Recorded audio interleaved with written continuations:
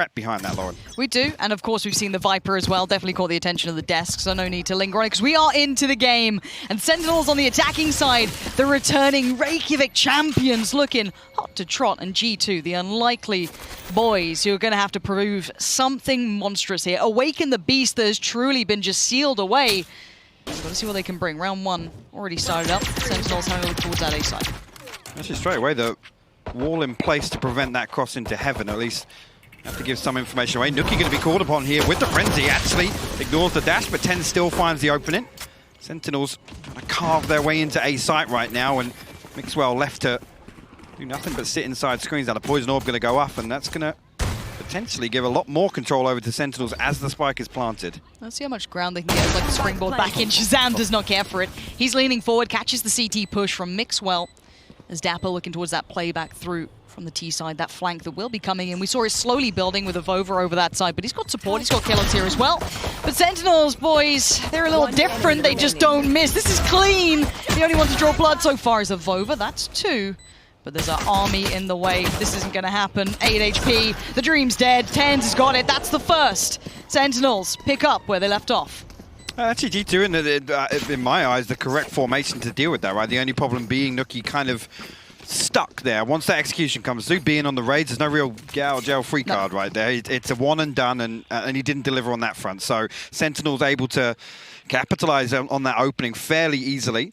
See if G2 throw anything into it. It's going to be Kellogg's with a Sheriff, but other than that, that's across the board. See if they stack up and try and get a little bit aggro. I'm looking at 4 players actually towards A, but Spike leaning B side, and there's 2 members outside garage here. So Coldamenta will be called upon here, or at least Tommy Turret.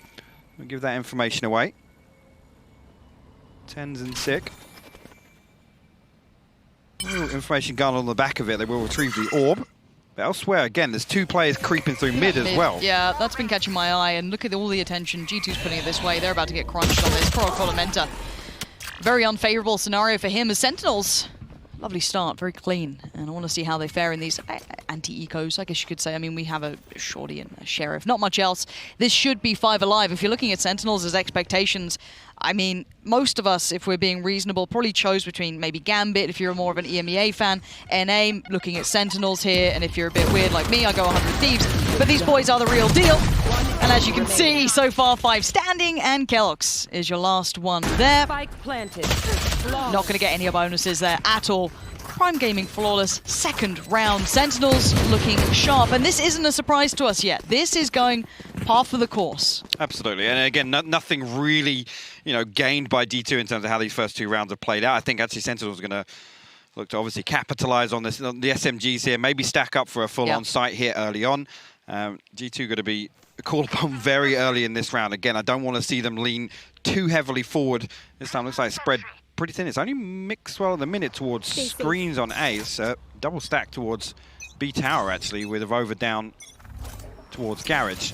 But Sentinel spread across as well. Kellogg's going to be called upon in mid here. Okay, gets out. Might play in Nuki a little.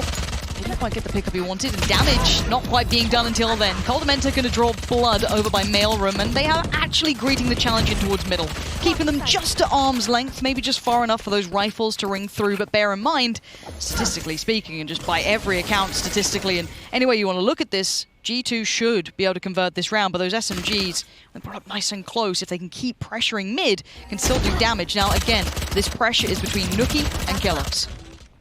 Yeah, Kellogg's actually backed all the way away from this, and Six still forcing his way in here. Actually getting way, way closer. Vova has to be called upon for a gravity well there. And Sentinels closing the distance here. It's going to be really difficult. Kellogg's is down to 2 HP. Yeah, this is good though. Nice aim from him, but now he's under severe scrutiny. He's going to be eventually found. Vova's got his back though, and this is good trading. Dapper, great work. Big damage. Wants to pressure CT. Why not get in there? Get in their faces! Nuki, he's got it. And there's one back, as they needed to stop the rot. You don't want to see that bonus round being converted. That's when a spiral could occur. Yeah, again, one more weapon there. I'm a little more concerned for G2, but majority stand. Sentinels forced to reinvest. Yeah, it's interesting to see, again, that slow kind of progression through mid, again, trying to cut down the distance, make the most of those SMGs. Turret out. G2 well positioned to handle that, though. Again, Sentinels, this time actually, 3 members over towards A main. Again, Mixwell the only one on A site for G2. Be very careful here. Again, the Viper wall up. Sick actually opens up straight away onto Kellogg's. Look, you can get away with that against others, but the aim on the Sentinel side is just unrelenting. Mixwell's going to have to deal with this as well now. Ten's on the other side. He knows what's around that corner, but he's got Nookie by his side, so it's not so bad just yet. Actually, even gets to back away. Lovely utility work, but does he dare double down? Nookie wants it, sticks around for it. This isn't bad, but this is still such a bloody battle as Sick wins that final fight, and now suddenly the site is open, ready for the taking of 3v2. And there's going to be the ult to just allow that ferrying of the spike across safely. Oh yeah, it's going to be a comfortable plant inside the Viper's pit. Over and Coldamenta. Really, really difficult for them to break through here, especially with Zom's position so deep. Actually gives them a pocket just behind on site, really, to play from. The wall as well across elbow. This is a tough retake for them. Oh, you think about the utility that's just been flooded in. They can just sit the time ticking so favorably towards Sentinels. Avova shows where he is now. Pulls attention, but shows that he's also off it. Dips away, but that allows Coldamenta find a bit of space towards Dapper, but bear in mind there is one player who is the safety net, but that is going to be Zoms. Has to give away position, but he will get Avova. That's exactly what the doctor ordered. As Zoms, the swishest safety net so far. Actually, investment of the ultimate there as well. Very, very late into that. It's just desperation to maybe create some pocket of safety on site to get a defuse through, but about the half at that point. This is a problem the first time. Like I said, Sentinel stacking 3 up here, so kind of Nookie coming across to rotate. Mixwell obviously put in grave danger behind the wall. Again, if they can stack up like this, I think Sentinels really, time and time again, can condition G2 to lean a couple of players towards there. And look at it now, on the back of that previous round, they've got Kellogg's there, Coldamenta switched up, Mixwell now again looking for control around the orb. So Nookie put in a position where he'll have a lot of pressure if he tries to even stop this cross into Mail.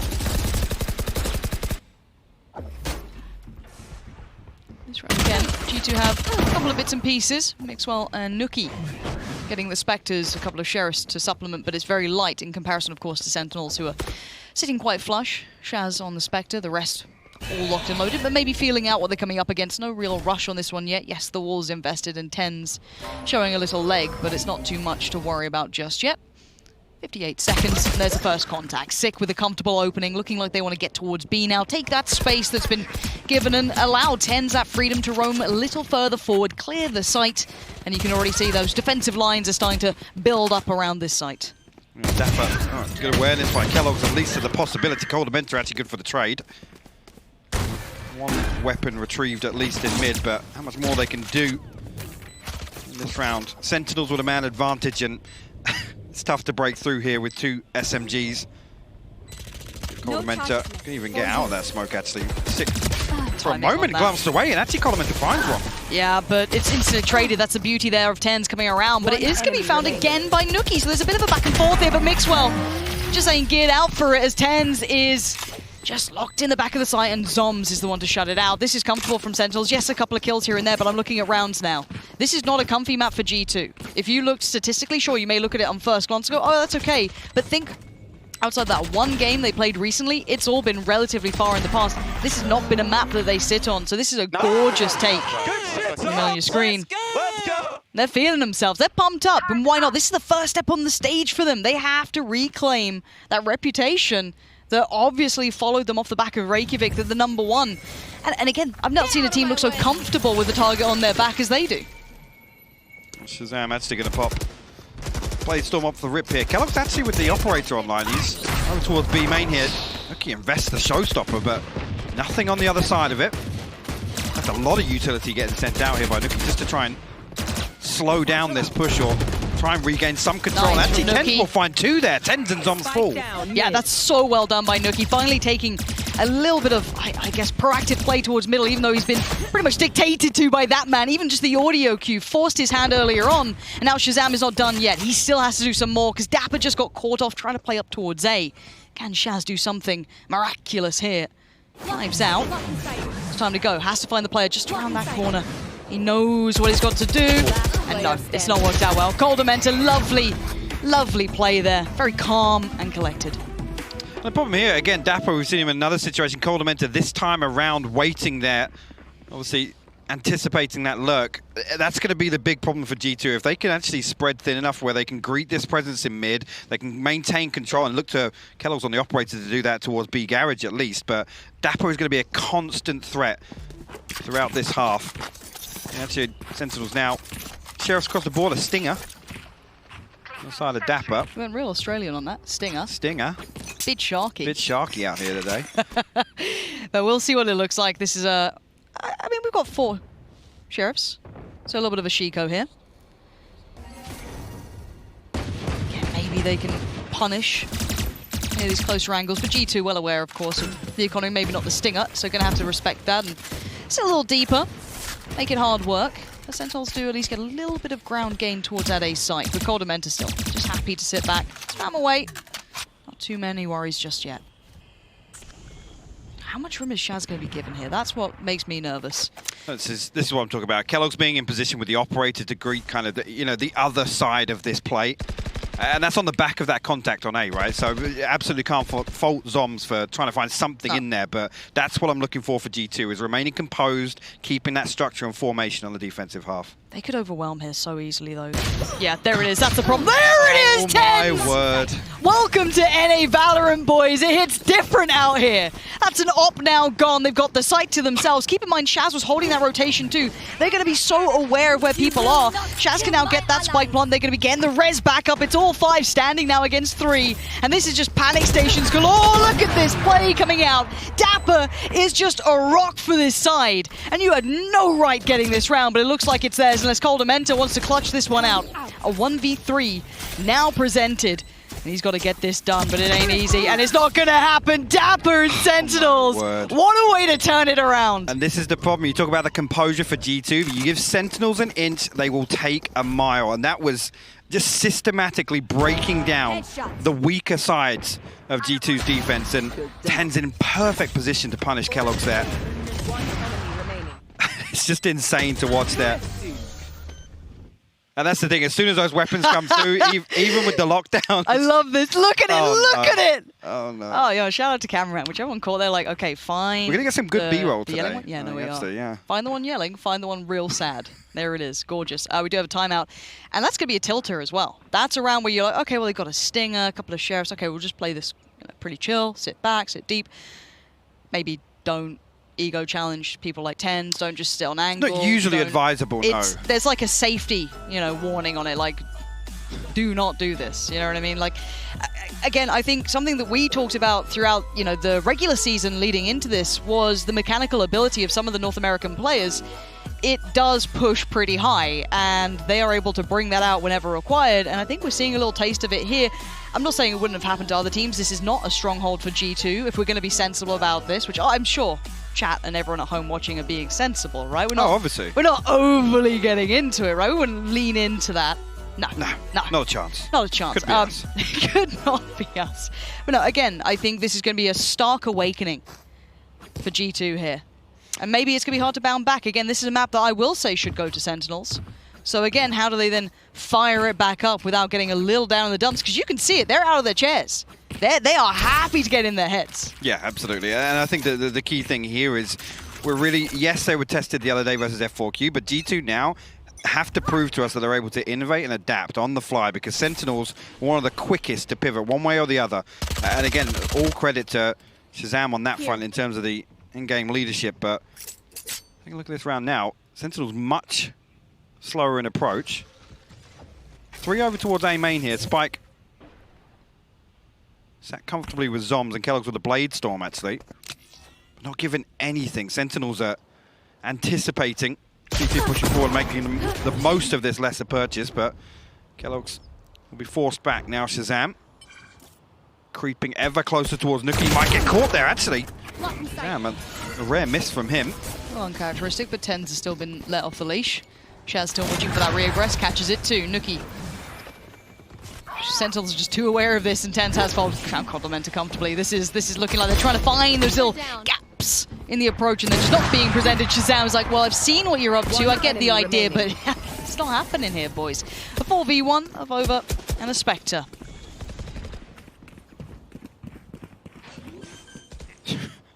I mean, Avover, no real left. option but to try and Spike find an planted. exit here, but expect Sentinels to be in place to greet him wherever he decides to show his face. Not even really tested on the way in there. And again, this is the immediate response based on Kellogg's obviously creeping a little further down mid. That information is relayed by Zoms, and right away they're positioned. See if Avover will find 10 tier and an upgrade for himself, but, Yeah, but look Sentinels at it. will probably want to remove this from him. I don't know how strong the economy is right now for Sentinels. I didn't actually take note of that. So I wonder how much they're willing to chase this down and get it out of his hands. I see 2 of them already exiting, getting far away, so they should be safe enough. Maybe just leaving 1 to chase. Actually, Avover's just fine. So yeah, no real threats beyond that. Rifle should be kept on either side. Yeah, so Op still in play for Shaz as well. So Zoms and Shaz keeping hold of that so they can at least keep that economy nice and healthy, kind of filtering that back through. And G2, well, clutching at straws here. A bit of a shocker for Mixwell as a start. Not normally something we often say or see. He's normally a bit of a rock for the side, bit of that safe pair of hands, but he's been a little absent thus far. Yeah, and the thing I want to see from G2 here is them become a little more decisive, a little more proactive with some of this early territory control, because A-main's effectively being given up right now, and Sentinels are able to sit there. And the problem with Dapper doing this wall every single round, sitting behind it, there's that constant paranoia builds of how many people are stacked up behind that. Okay, let's see how brave you're going to get, because we've seen the difference of when Kellogg's is having a good performance too, something that he's not had a chance to yet, really. Nuki's been doing quite nicely at holding through here, but this time he's got Shaz working up with the op. Oh, this is bursty as well. Hold on, this is going to be real pacey. 10s, man. Who needs any further flashes when you've got him and that Lear? Sick has his back, but it's over to isolate the first. Capitalized on the second, and it ain't over yet. G2 still holding strong, but Shazam is the only one to find success, and that's in middle. So now look what remains. Shazam and Dapper. And if G2, if you fumble this one, you're going to be in the bin for it. But Dapper's going to take the time to maybe investigate a little deeper. Say, Shaz, hold on, give me a sec. I'm at work. Let me get some work done. Because keep in mind, I don't think Kellogg's is going to be considering this for a second or two. There's going to be that internal clock. Wow, he's actually already thinking about it. Dapper.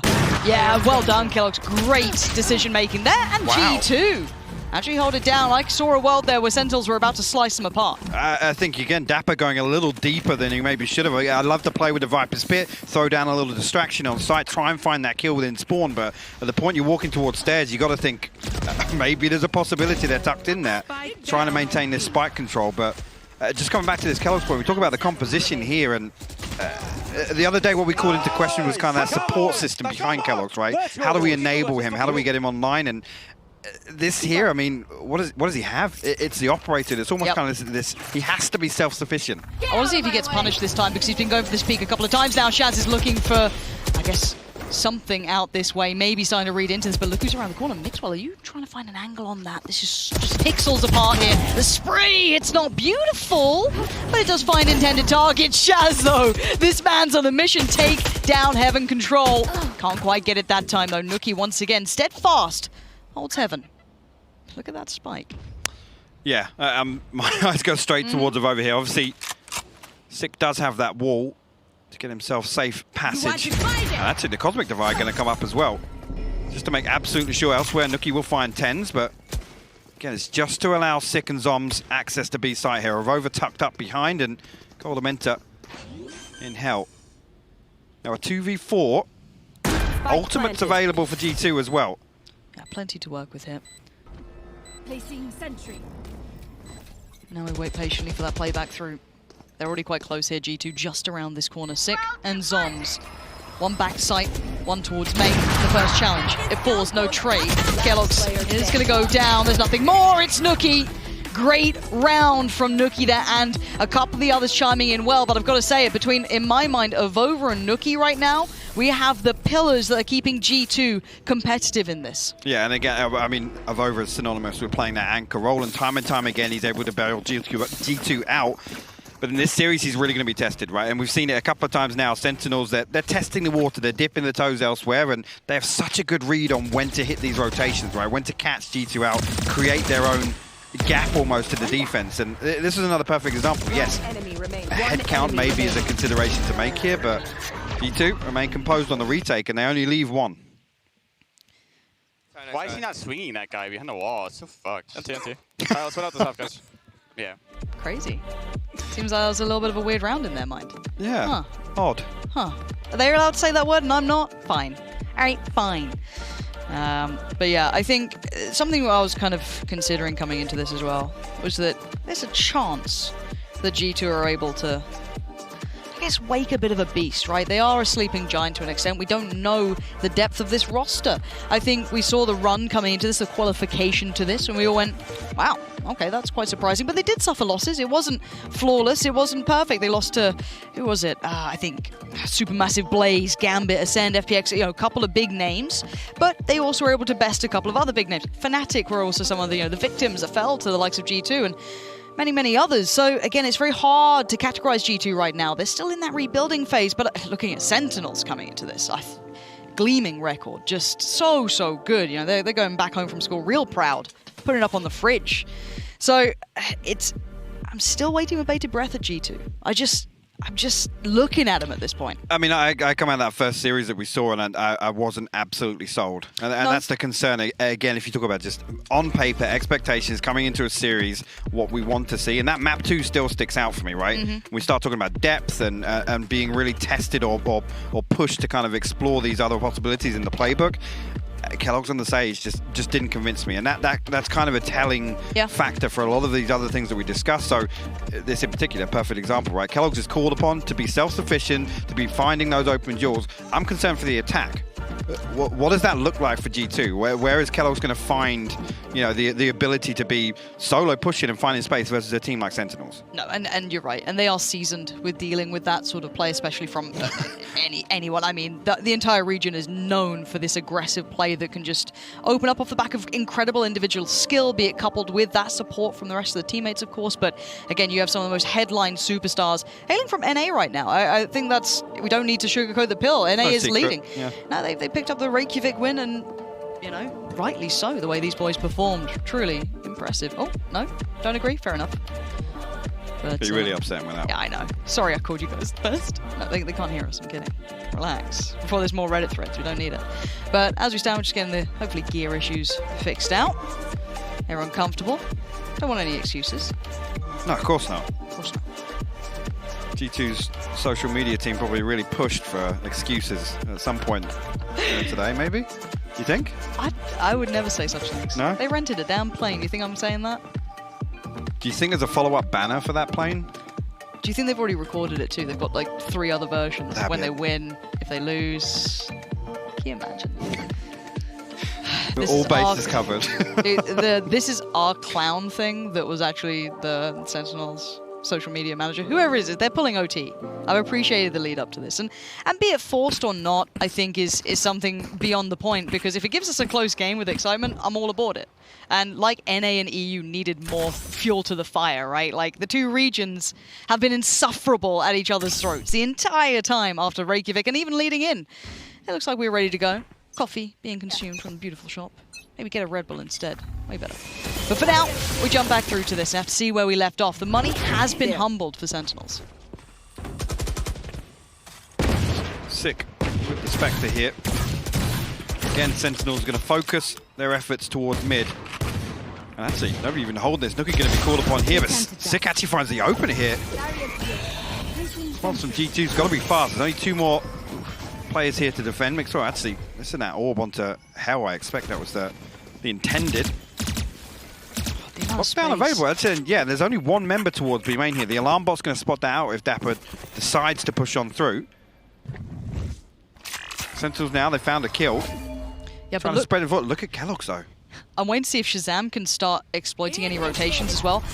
Just talk about the ult coming through there. That'll be Killjoy popping theirs down. Avova looking to maybe open up an avenue of keeping control if needed. Capitalize on this.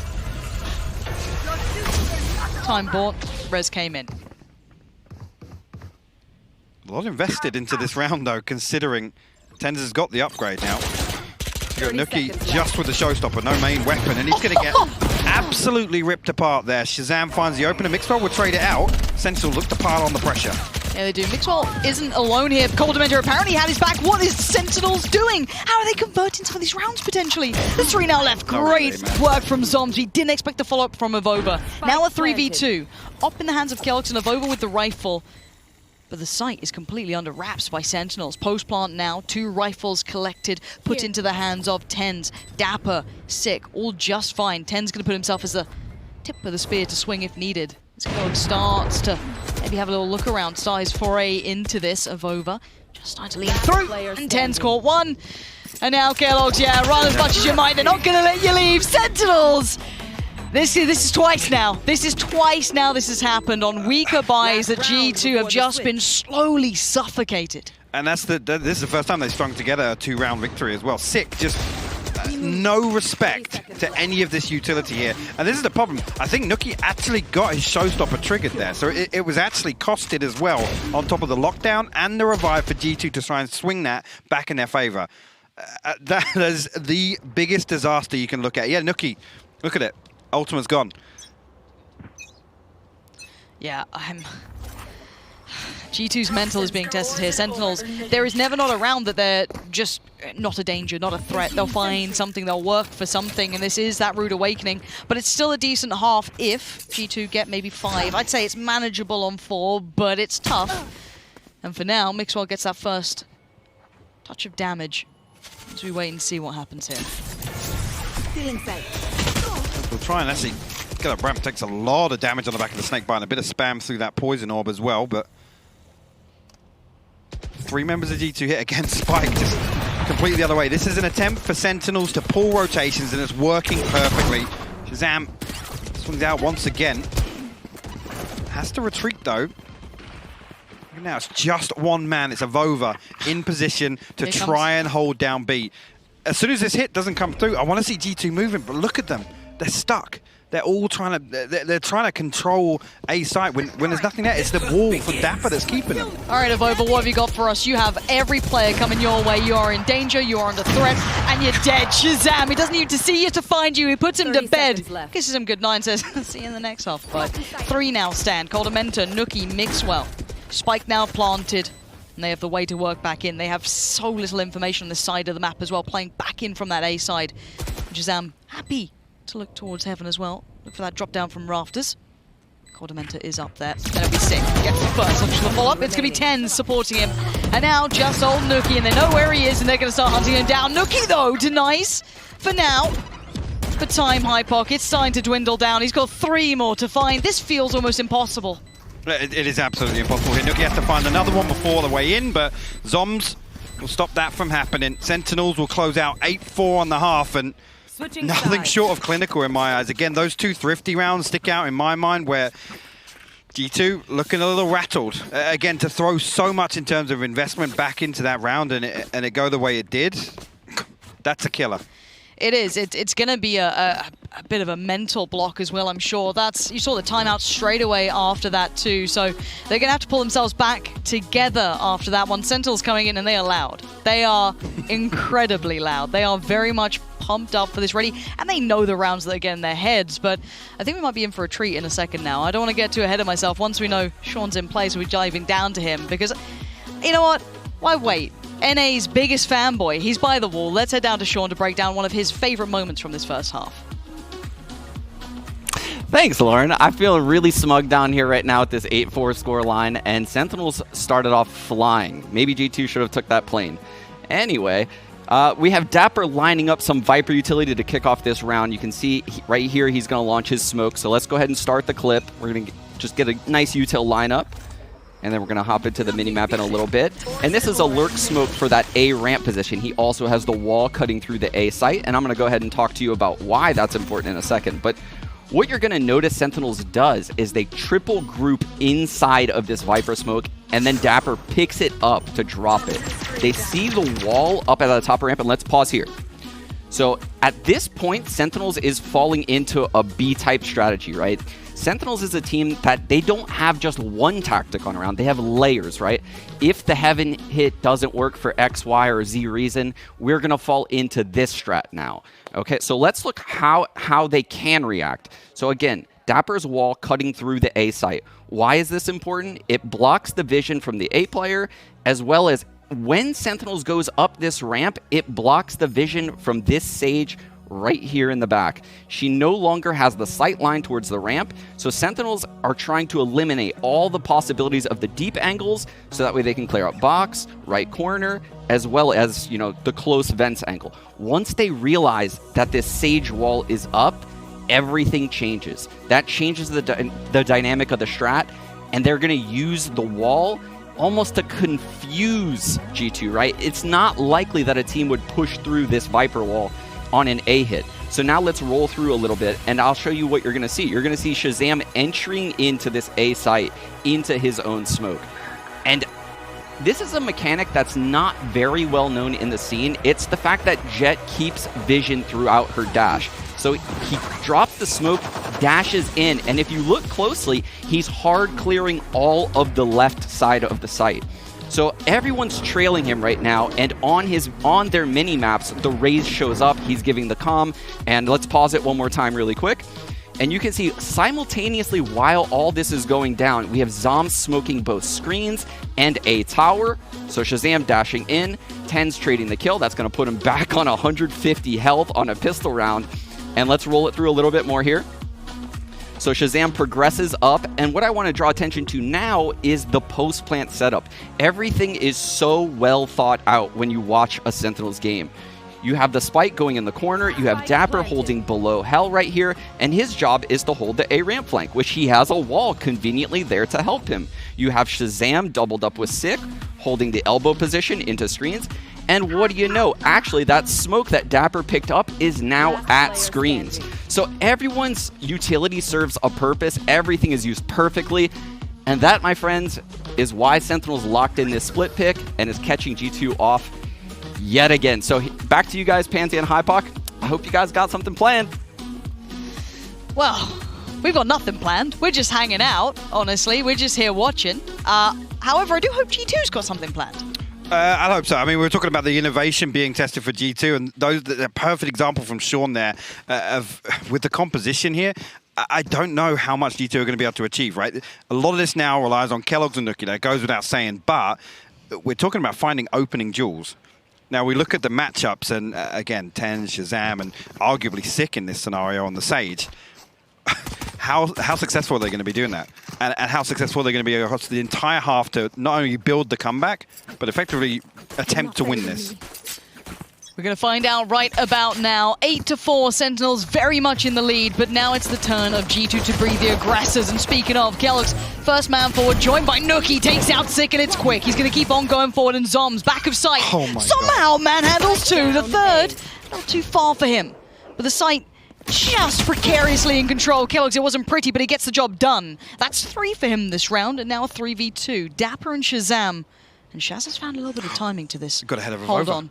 Shazam, if he can find this on his own, that spike plant now denied. Avova catches the rotation, and now the fight is going to be between Shazam and Avova. Shazam, you're a nasty, nasty player right now in the 1v1. Kellogg's has already found 3, and it's to save it. Shazam! Just breaking hearts. My God. Shazam with the Red Bull clutch in the pistol round and has absolutely no business doing that. Avova drifts back, anticipating that flank, and for a moment, Nuki is left absolutely exposed on site as he tries to get that spike plant. This timing, perfect. Last player standing. And I thought, well, Avova's got it. He's surely got the flank on the flank, but no.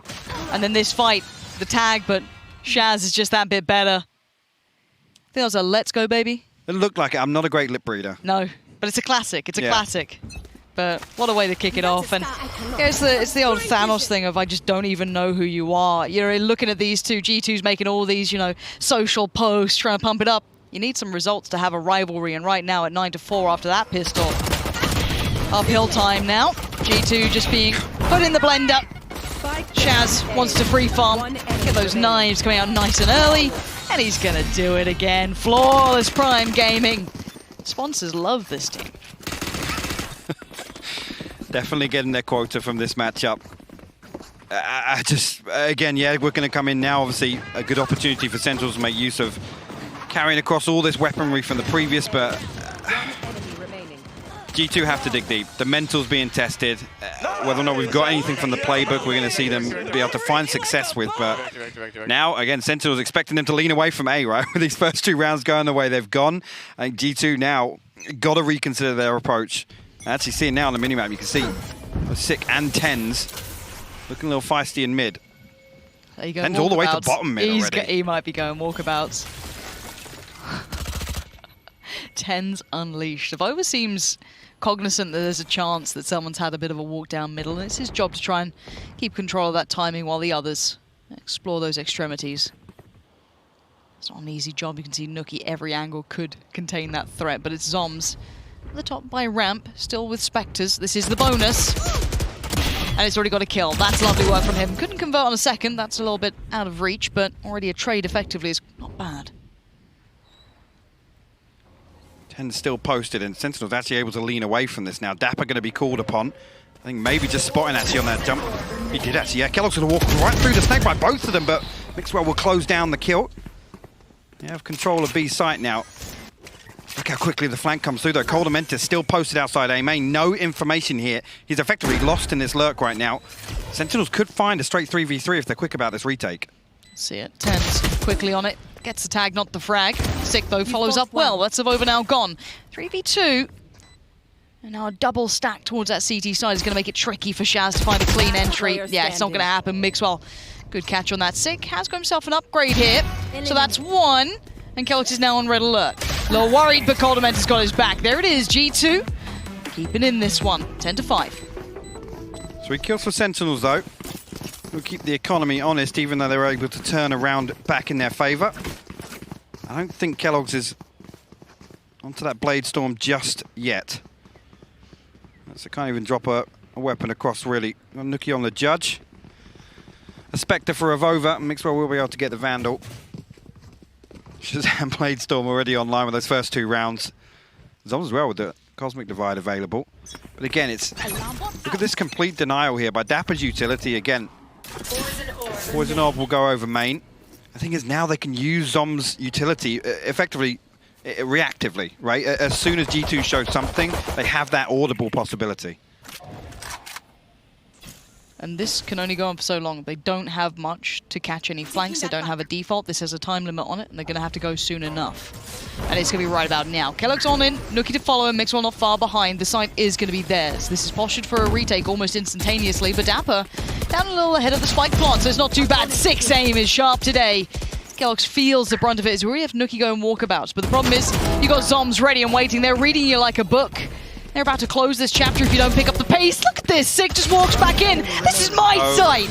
Get out. 11-5. Absolutely clinical from Sentinels. They allow G2 to enter. They give all this space up because the protocols are in place. The contingency is there to make sure they never relinquish this site control. Nookie finds all this space, but he's got a Judge. If anything, he goes a little too deep. At the point where he's got control of that spawn elbow here on B, just sit there. It's actually crazy to the Sentinels absolutely flawless right now in everything they're setting up to do. It truly is a treat to watch. I don't care what region you're from, who you're a fan of. Sentinels looking in form, looking like they're picking back up from Reykjavik, but still early doors. Best of 3 here, only the first map if you're just tuning in.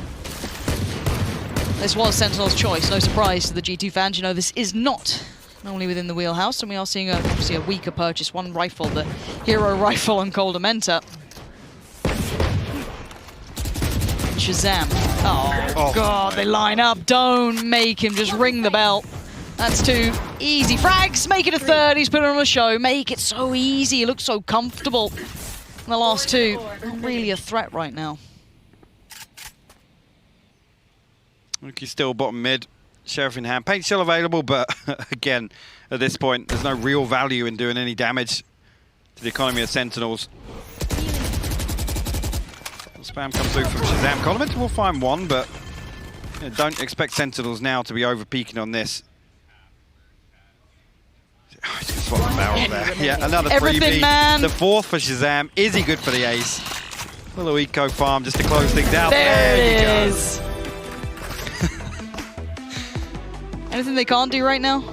No, No, I don't think there is. I mean, Sean brought up a perfect way, and it's that word protocols, right? Whatever happens in these rounds, it's never looking like Sentinels aren't in control, right? They're able to peel back effectively. It's that 3 to 5 second window where they're able to just turn around and basically flip the round right back in their favor. That's on the back of, obviously, Sick falling in mid. There's no building pressure on the back of it. Here. Clean comms. Yeah, obviously. yeah. They're just having fun. That's terrifying. Go for a listen in, maybe? Or So don't take this one, but it is 12 to 5 to G2. Let's get it, boys. Get ready for that next map otherwise. Icebox is on the horizon after this. That would be G2's pick. But right now, Sentinels have sent more than a message. They want to create that dynasty they were talking about. This would be a good first step. Clean start in the groups. While opening nade. 10's going to be suffering off the back, but doesn't really yield. Has to be forced to kneel by Coldamenta. And the space gets taken, or does it? Shazam waiting, always so patient, but the flank coming out from Kellogg's could be good, but the timing's even better for Shaz. There's the trade, though. Nookie's got him. Puts him back.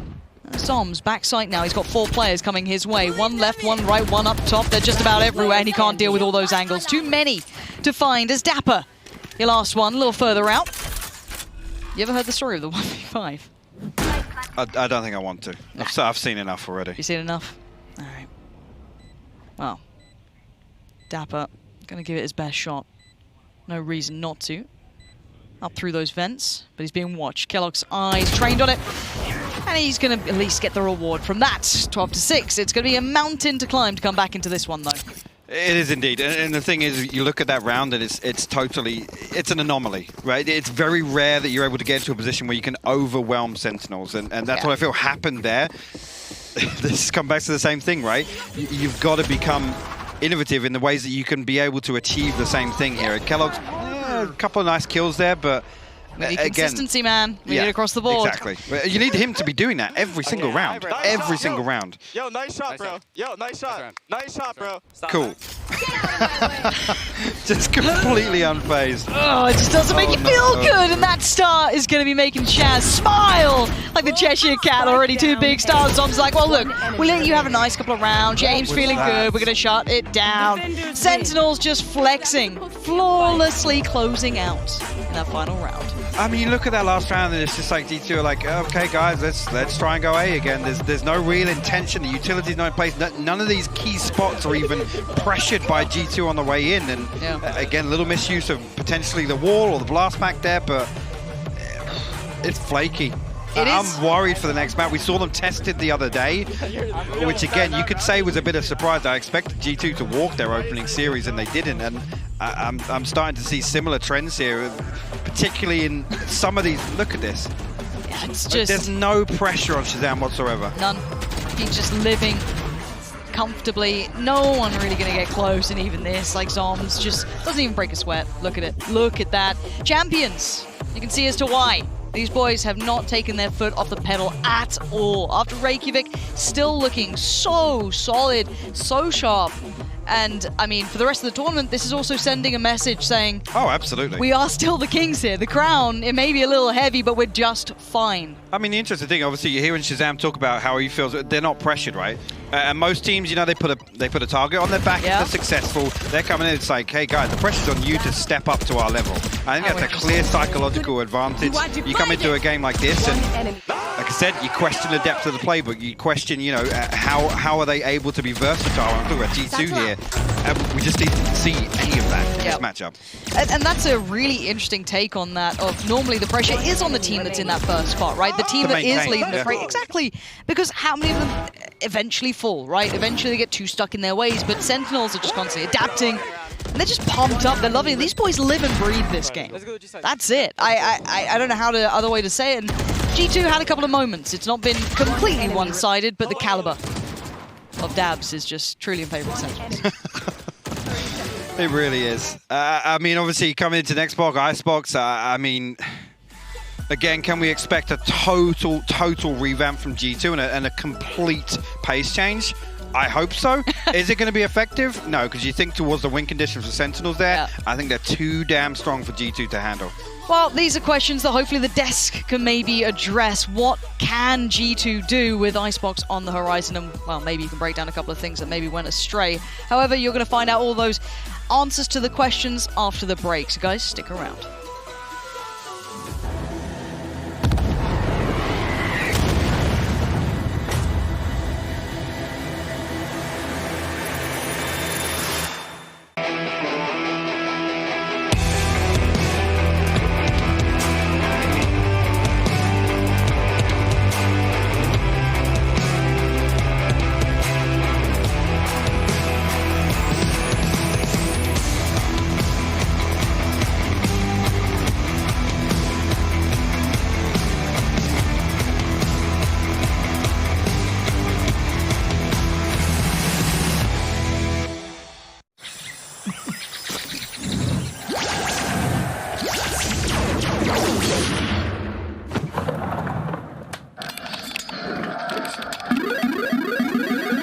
Red Bull gives you wings.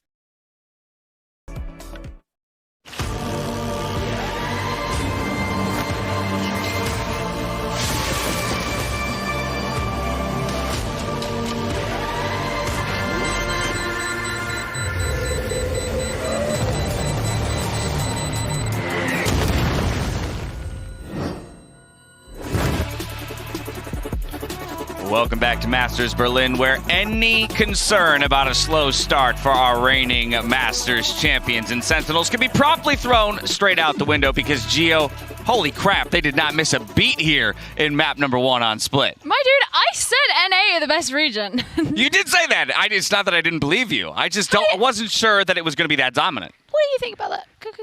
Just... Why are you looking at me like that? I mean, I said the Sentinels was going to win the whole thing. Okay, so I'm saying by that I knew that they were going to be strong on the map. I saw some things from G2 that I consider mistakes or that were not just well executed. I do not like Mixwell on the Sentinel. We've seen in many occasions. I think that he does well on Duelist. He does well on Initiators. I love him on Sky. I just don't feel like he was comfortable on stage. He didn't get his first kill until the 9th round, I feel like, and Mixwell is the kind of player that you need to step up. He's so confident in last. He's so much experience. And I feel like maybe for this map, we knew that they were going to try something new. I liked it. I really like Olamenta on Killjoy. But I feel like obviously it wasn't enough. And also, Shaz, come on, stop this. Oh, it was disgusting. I mean, look at that. A 369 ACS. Like, what is that? It's just 2.7 KDA. That's what it's actually awful. And I think in the best way. It was awful in the best way. But I think also Sentinels were just so good at twisting the arm of G2. We already saw Sean talk about how that Viper's wall on A was really pivotal and how it led G2 to constantly have this focus over on the A side. Now, one of the things for me is that when G2 were defending, there was this sore spot of not sufficiently defending Garage, you know, whether it's because sometimes they would put some Killjoy utility there, sometimes it was just wide open, especially if you had someone like Shazam who'd be playing up mid, getting the opening pick, and then everybody can swarm. They just didn't have something that could sufficiently go against that. Yeah, he's just Mr. Do-It-All, and I feel like it's very important what you were saying about the controllers and taking up the space. The Viper wall. On the other side, we had an Avova playing the Astra, first time that he was playing it on this map, and we said it on the pre-show, this is going to be a duel of minds. I feel like Avova was tested. I feel like Hypox said it, that Avova was going to be tested throughout the entire series because he's implying in playing so much Astra, but he's not still fully used to it, and I feel like maybe that's gonna take a toll on him.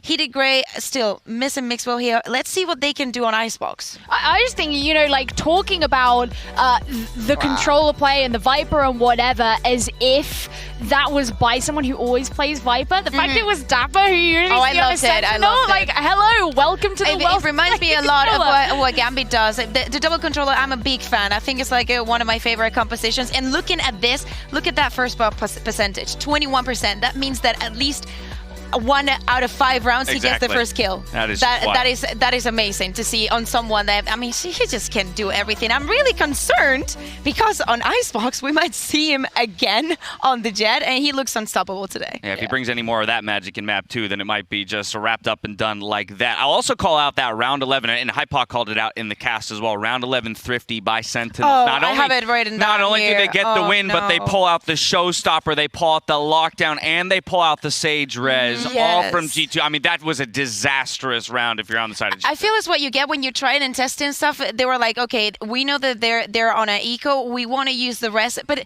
I feel like the worst part of it, of course, it's a huge investment, but you are also using the rest when someone is taking the gun out of Nuki, and I just felt like it was just so expensive for the outcome. I feel the stage was shaken with That's the thing I'm really worried about, though, is that Nuki up to that point has been actually playing pretty well in this map, and yet you take these really valuable things away from him. You take that showstopper away, you take all of the things around him that could support him. You know for the next however many rounds that he's not going to have that facilitation that you have on your side. Now, sure, this was Sentinel's map pick, but if something like that can be repeated on Icebox, I'm sorry, but that's terrifying. We'll have to see, and we'll see soon enough as we turn our attention towards Icebox, because again, this was Sentinel's map choice. It was the expected result. Yeah. G2 is going to get their crack here on Icebox, and so for me, I'm very curious to see what, if any, adjustments they'll make based on what they saw here in map number 1. I don't think that they're going to make adjustments on Icebox. I'll be surprised, actually, if we see some changes coming from G2. I'd say that for Sentinels, they're obviously going to keep Shaz on the Jet because he's doing amazing. Why wouldn't you do it? I mean, you keep him right where he is when he's top fragging and popping off in the way he did. Also, I will call out, no surprise, really, that it took all of 1 round for the trash talk to start on the stage. Yes. The Sentinels players They are were letting the crazy. G2 Davin was players just jumping have off it his right now. chair all the time. I my kept goodness. trying to time it so that I would actually be able to film it on my phone, but I kept having to write things down because I was like, oh, that's a sick play. Oh, that's good. And then I would miss having it. to do our jobs. I know. Instead of just enjoying the banter. God. I hope you're all enjoying it at home as we get a look at Icebox, the next map that we'll be heading to. I mean, this one that we've been far more familiar with over the course of the tournament. Kukuka, your thoughts here? As you mentioned, maybe not a ton of switch-ups rather for Sentinels because things are working for them. Yeah. For G2, though, I gotta wonder where the answer's. The answer, I mean, it's going to be a tough one. I like that they're going to start on a side that it feels comfortable for them. But to me, I always say every single time that I see this Icebox, I love seeing it on competitive, but to me, it's such a coin flip. It is a shaky ground for Sentinels, not their best, but still, they're coming in super strong today. I really felt like they were gonna lose their first map today. Maybe this is the one, but I don't know how mentally damaged are G2 right now from what just happened on Split, honestly. I will call out the last time that either of these teams played Icebox, there was one difference in their compositions, and that is a Reyna for a Raze. 10s on the Reyna and Nuki on the Raze. So that might indicate we get one small difference in composition. Nuki was but doing largely, great on Raze, so I think he's going to keep it, and we're going to see 10s on the Reyna. Just to keep the flow of what the day is bringing. Is of course easier to get into a game and play exactly what you were playing, just in a different map. Yeah, it's a very stylistic thing. I mean, personally, I know that it is a point of contention and everybody has their own opinion. Personally, I'm actually a decent fan of Reyna being played on Icebox, especially if you're going for A hits, for example. But obviously, the benefit that you get from the Raze, not only if you naturally prefer her kit, but you do have a little bit more of that aspect of being able to gather information that you can share with the rest of your team. There was one thing that concerned me a little bit when we were doing EMEA finals, and it's the presence, especially qualifiers, the presence of Mixwell on mid. He wanted to be sometimes aggressive and keep that part controlled by his presence, and sometimes it was sloppy, not entirely sure, but I feel like they've learned from that, and that is something that they cannot do again against Sentinels, because they're going to be keeping an eye on that. I'm also very curious to see where the patience for Sentinels comes into this map. We had a couple breakdowns the other day by Sean as well, talking about retakes onto B site, and we saw a lot of that patience on display in map number 1, Split. I'm expecting it to continue, and then it's going to be about, in my opinion, the way that G2 can ultimately disrupt that flow for Sentinels. Get them out of their rhythm. Right now, you're playing Sentinels game. You need to play your own. Yeah, one of the worrying things for me is, and this is kind of something that I mentioned in G2's game against F4Q just a couple of days ago, but G2 lost in the EMEA playoffs. They've actually lost to the other 3 teams from EMEA that are here. Now, that might not sound super relevant, but they played Icebox on every single one of those series as well. And I just wonder if they couldn't necessarily stand up to teams within their own region on this map. Are they going to suffer against arguably the best team of any region?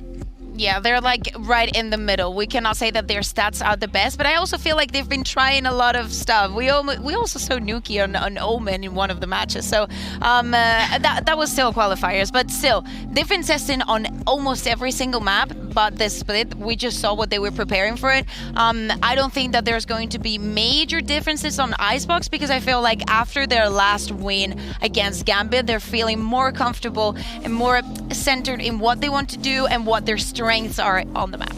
Ultra relaxed on the Sentinels side of the stage. You can feel maybe a little bit more tension coming from the G2 side as well, as we're getting the players into the lobby and soon enough into our Prime Gaming Agent Select. We'll see if any curveballs get thrown, because to be fair, actually, we had some expectations for what was going to be pulled out in Map 1, and the teams did bring some surprises. So who knows? Maybe there's a trick up somebody's sleeve that could help us extend to a map number 3. Again, I would love to see that, Haven. It's always a fun one. I would love to see it, because as I told you, it's my favorite map to watch from Sentinels. I don't know, it has something different to the rest of them. But I feel like they have to play in a safe zone, just somewhere where they're comfortable and keep in the flow, as I was saying. Well, we are currently waiting for one of the players' PCs to restart, so I want to talk about another matchup. Let's talk about Duelists again. We're going to go back to that, because if you can't keep Shaz down, let's talk about keeping TenZ down. All right, you got to take care of one of them, right? Is it possible? Has anyone made it look possible? It's the shortest conversation I've ever had on an analyst desk. Barely a conversation at that. Nuki, we did say we liked him on the race. He was Let's doing keep great. him there, perhaps. I feel like he was doing great. He was using his utility for his teammates, and I feel like he was doing his job. I'm really happy that he's going to step up probably on the race again here on Icebox. We still don't know that. Maybe he goes for the Reyna. But even when Nuki was on Heretics back in 2014, I really like the way that he played Jet, actually. And he didn't used to do it on a Fisher, but on Prex, he was completely crazy. So maybe we even get to see that. I don't think so when Kelos is on the team. But he has to be one of the different makers here, because he was being one on Split. We need him to step up and keep it doing. Yeah, I like the thing as well with TenZ looking on the other side of things. TenZ is that player who... he doesn't have to be the center of attention. You know, if you compare his, his first blood statistics slightly less than what we saw from Shazam, even his damage per round, like compared to Nuki, that's actually quite a substantial difference, but it's because TenZ, you can always trust him to come in when he's needed, whereas rather than like solely relying on him for everything. And I think that's what makes Sentinels so terrifying. Whereas with Nuki, he and Kelox have quite, different roles, different play styles, and if you lose one, you're not necessarily guaranteed that aggression is still going to be there in the same way you can with Sentinels. I think it's also important to mention the fact that NA knows that in EMEA, we love Icebox. As you said, G2 played it against every single seed of EMEA. So that is something that is going to happen no matter what, because you're going to want to ban a Sen against these teams. It doesn't matter if it's G2, if it's Gambit, you know that is a strong card for them. You don't want them to play. You need to go to another ground. So they have prepared a lot for this one. All right, Nuki feeling at ease here, so perhaps, yeah, he does feel good heading into Icebox. On the point of TenZ, it's really interesting to me that while he absolutely has the capability to pop off, he is the most demure of the players on the Sentinels squad. So a little bit unassuming to a degree. You almost forget sometimes that he isn't the loudest personality on the team, and then he shows up with some unthinkable play to remind you that TenZ is TenZ, and you need to respect him out there on the maps. Yeah, I mean, absolutely. But I think that's kind of what's nice, it's kind of silent but deadly. I mean, I have to say, I felt that about TenZ as well. When we had a rehearsal day and TenZ was getting his makeup done, like next to me, and he was so calm and just sort of whatever. And I remember thinking, like, there are people who are terrified of you, and you are the most unsuspecting person. Yes. As he's just getting his makeup done. he was just standing there. Hello. He was really nice.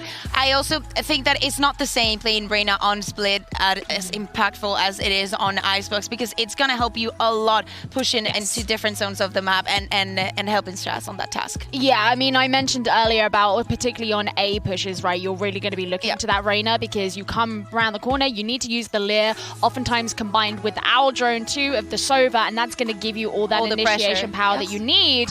Whereas, obviously you can do that on B and it's useful on B, but the A side is really where I predominantly think of that. Whereas on Split, not so much you need that.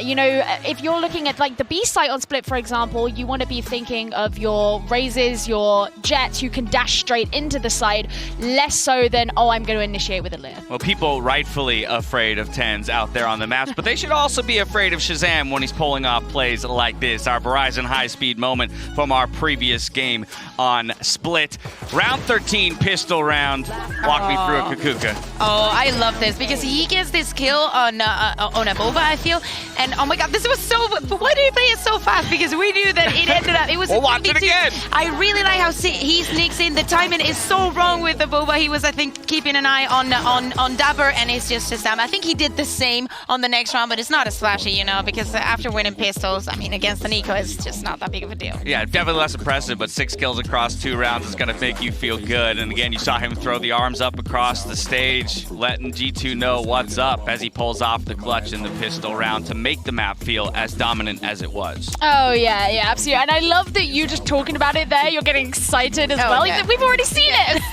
Yeah, but I lived So through it good. because, we were here sitting on the desk just watching the game and obviously listening to all the reactions, and it was just crazy when he gets the first, he gets the second. It's like, we see everything, obviously. You see the minimap and you're like, oh my god, the timing on this. But it is really scary to me. You think the way that he managed to flick round onto Avova, he knew he was there. Avova didn't manage to execute the flank. Now, this was on a map in which Sentinels aren't running any Sentinels. If you didn't need a turret or an alarm bot or a cam or a tripwire to know that was there, that's very scary. That's what makes Shazam so scary as a player, though. He himself is a Sentinel. The way his brain works, just the knowledge of, all right, I found a kill here. I know where the next guy would be coming from because that's where I would be. Just it seems like it was second nature. He can read the map so well. They're playing with a 6-person squad, but with 5 people. That's it. It's like, we have all of G2 these... never stood a chance. Yeah, exactly. We were mentioning the workload that they were putting on Shazam, and obviously he knows exactly what to do with any agent. It doesn't really matter because he's done the homework for every single person in the classroom. Yeah, we'll see what the homework is for Icebox because, again, it's not their map pick, right? So that's as much as we've had questions about how G2 comes back against Sentinels, I'm also curious what kind of homework Sentinels has done to dissect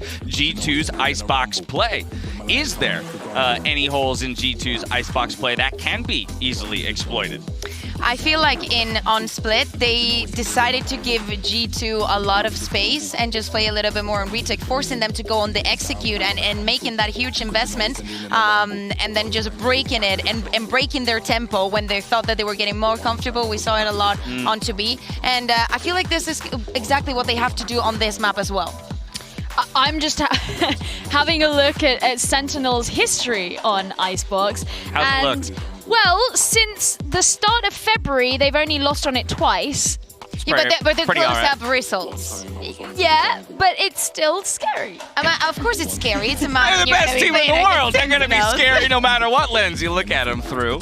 But that's what you got to do, right? You got to look for those little tidbits where you can, that you can grab onto and say, okay, that's exploitable, and now how do we balloon that into something bigger? So that's probably the same work that G2's been doing over the previous weeks when identifying their opponents and figuring out how to ultimately come up against them. For those of you League fans, you might recognize that guy on your screen there. That was Kez, the manager for Sentinels, an old LCS player, actually.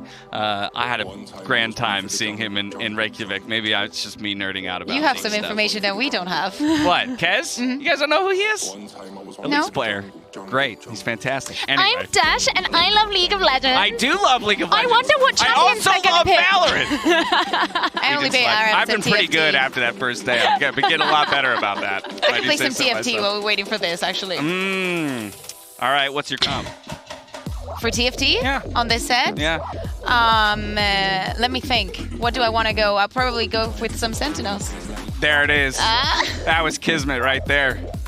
6 Sentinels. You don't play Just PFP. like You don't Sentinels get the- has 6 okay, Sentinels. okay. Yeah, Zio is not a part of this conversation. I'm all of a like, sudden. yeah, first person She was looking at me like, I have no idea what you're talking about. I just gave you the blankest look in the world. Oh, Lordy. For those of you at home, just a quick update. You see some of the players in the firing range keeping their hands warm while we do get one of those PCs restarted. Just want to make sure that all of the players are working with the best possible tech and in the best possible scenarios. Make sure they're set up for success. And so we will do our due diligence in that regard. Until they're ready to jump into Agent Select, we'll be here with you. I like that at least we get to see the players' faces because, come on, we're at a LAN event. We do not have a crowd, but at least we need, even if you, I mean, Sentinels, we've seen them hundreds of times, but maybe you haven't seen some of the G2 players, so here. That's a good point. First look for many Get their people. faces, exactly, exactly. I mean, what The face behind all the aim and the strats. Look, everyone likes to see Sentinels because they just like the reminder that they are in fact human. I mean, that's one of the beautiful things about these international LAN events, right? Is where you build, like, heroes are made, right? You know, stars are built in these kinds of international competitions because we have expectations. A lot of those end up, you know, going to the wayside as we see the firing range firing off on our screens here. Man, I wish I had mechanics like that. I would like G2 to go on pistols into that shooting range because they lost both pistols, and that is always like pending homework for G2. I don't know what's going on with their pistol rounds, but they cannot seem to get them straight. It's terrible as well because, you know, if you can't pick up your pistol rounds, especially, you're putting yourself at such a disadvantage when you're actually in the game. So as much as we joke about, yeah, they should go into the practice range and practice their pistols, I think especially when they're heading into their map pick, they need to ensure that they are getting those early rounds on the board so that they have that economic advantage, because otherwise they're just going to find themselves slipping. I think it's a super legitimate call out, especially when you're talking about playing the best team in the world. You need every little advantage you can get, and the pistol round, as we know, is one of the biggest, right? So eking that out, getting that win, and as we generally assume, the second round win to follow, that could be the difference maker. If everything else is going roughly even, the pistol can be take care, because Sentinels eco rounds have been taken. That is true. The double thrifties from Split really did spell doom for G2. I also just think Sentinels are just not one of those teams that are going to be afraid when, if they are going up against an anti-eco and they're on an eco or they're at an economic disadvantage, they're not going to be afraid to actually try and put a dent, a dent the size of a freaking crater in that economy. This is disgusting. This is disgusting. Oh I'm my disgusted. God. Tens, you gotta stop. Dude, miss one. Miss one! Stop! Damn you! Hey, he missed one. Did he? Okay. He's moving so fast I can't even see. Not in my monitor. He fooled me. Yeah, exactly. Oh my Killex was goodness. actually practicing with the ultimate. It's very sick as well. This is what you get from these players. This is something that we're never going to be able to do. Yeah, far from ever achieving something like this. But honestly, such a cool look, you know, behind the scenes of these players on the stage, keeping the energy up, keeping the fingers warm, practicing the mechanics. Mechanics that people would kill for. Yeah, well, they would struggle to actually get the kill in the first place. Exactly, that's the problem. You gotta out mechanic him to get the kill, and that's just not gonna happen, right? Oh my goodness. Lordy. It is always impressive. Actually, it's nice to get to see that stuff because I think most people know that these players sit and actually play in the practice range, but actually having some insight on what that looks like is not what you're used to. While we're waiting, and we don't have anything like more to talk about besides we just can't wait until the map starts. Since you guys are not on the desk on the next game, what are your thoughts on Gambit versus 100 Thieves? I'm concerned for 100 Thieves. I like to hear that. Concerned I like to hear that. I mean, we've had the most dominant series we've seen internationally now in Valorant comes at the hands of Gambit. That alone should make anybody a little nervous. They're the first seed versus the second seed of an A. We literally have a full day serve. Oh, I mean, yeah, we lucked out with the series that we have in front of us. But yeah, definitely concerned. 400 Thieves, not saying it's unwinnable, but I do think that they're going to have to step it up a notch. They looked good. But I feel like, at least for myself, when it comes to Gambit, they were hitting all their shots.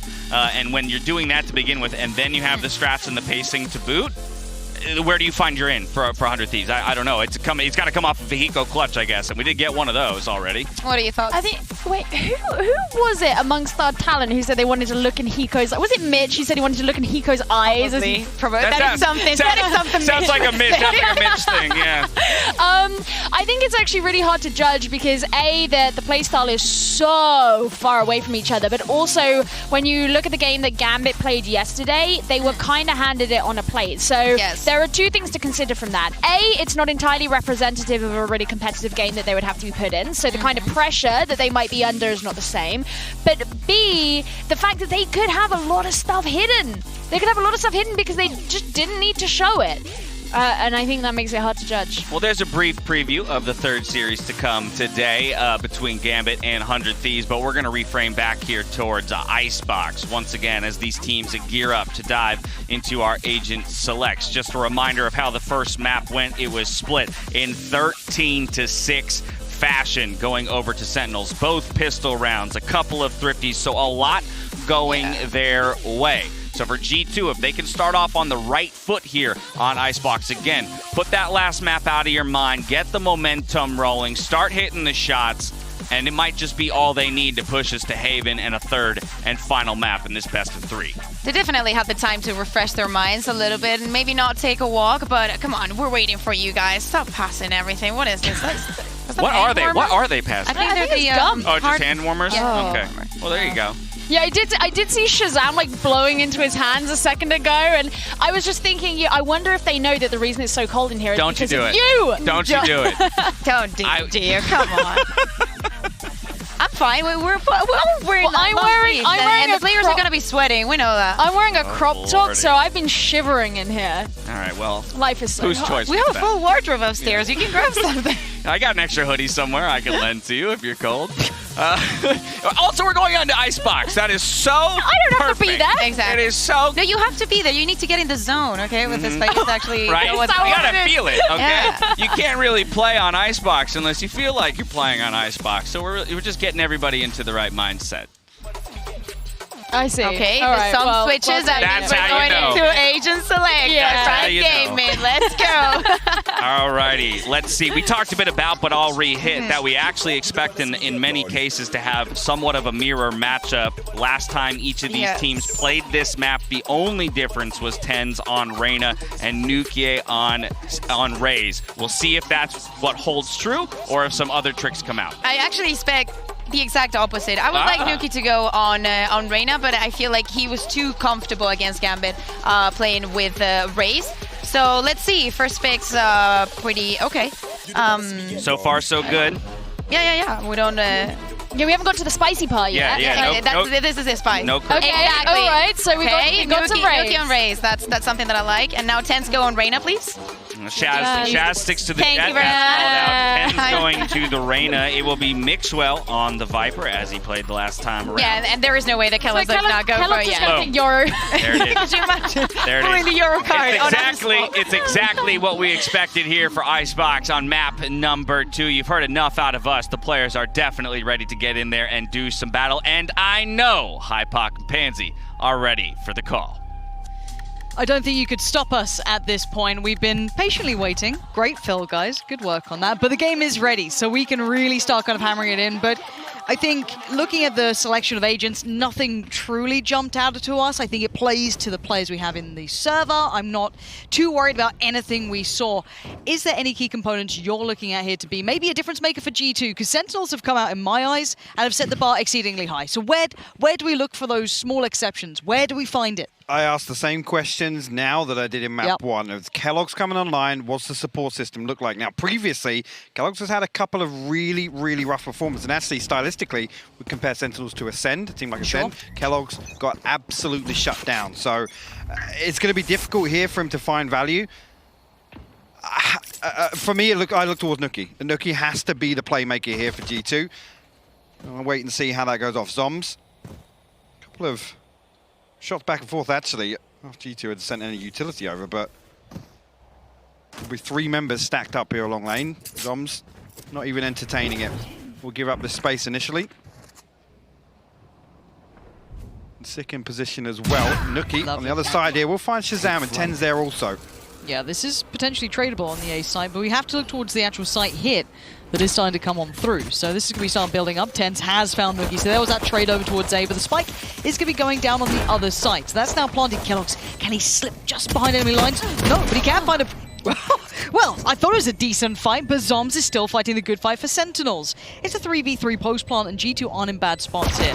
Mixwell, Coldamenta, and Avova still standing, and Mixwell wants to retake that space towards that yellow. Maybe see if anyone's going to slip on through. He's seen enough. That's just a little too much shown. And Mixwell, this is the Mixwell you need to start seeing if you're a G2 fan. There he is. The land beast himself finally starting to wake up here. Good beginnings and maybe a bounce back. Map 1 was not good for Mixwell. This could be much better. Good opportunity to check in now. Can they handle the anti-eco? That was such a prominent issue on map 1. Again, yes, tick in the box. Pistol round 1, but again, expect Sentinels to come out swinging in this next round. Potentially go a little more aggressive than we'd expect, but I'm looking towards G2 to be able to handle that. What do they put in place here? Nookie again in that previous round, out on an island. He's in that lurking role on the Raze. Did find a kill, but was traded out. So this is a key round here. Yeah, we have what? 3-4 players towards A for the Sentinel side. You do have an upgraded, if only slightly, Tens as well. Sheriff just tucked away, light armor as well. There's a follow-up peek, but is Nookie well and truly aware? So he catches Shazam, and he knows there may be more. The timing might be just tickling away at the back of his brain, but look at this, Spike's on the way, and he's going to fall away from that. This is all going to be G2s. There is a player deep, but they wouldn't be able to deny the Spike plant at this point.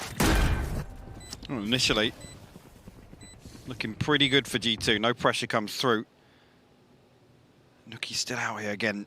Did get a little information on the back of his boombot, but everybody from Sentinels already making their way towards B. Zom's already up on side. Ten's actually going to try and make his way back from Snowman. Actually, the counter wall comes up. Create a little pocket. Nookie will find Sick in transition. So will respond as well on site. Yeah, just a couple more to deal with actually down right underneath. He might find a consolation. Thank God for that one. Yep, 22 HP now. Revealing area. What, is he just making sure he got the kill just there? The recon bolt is just to make sure nobody else is up on there, you're Q. right. There could have been another player there. Yeah. Spot on. It's quite common to see a second just tucked up the top there. Oh, just crouched. Yep, absolutely. Yeah, no BM here, folks. Talk about consolation. Actually, the consolation is sending a message as well after the kill comes through. Of course. For those who don't understand sarcasm, you're going to have a rough time here.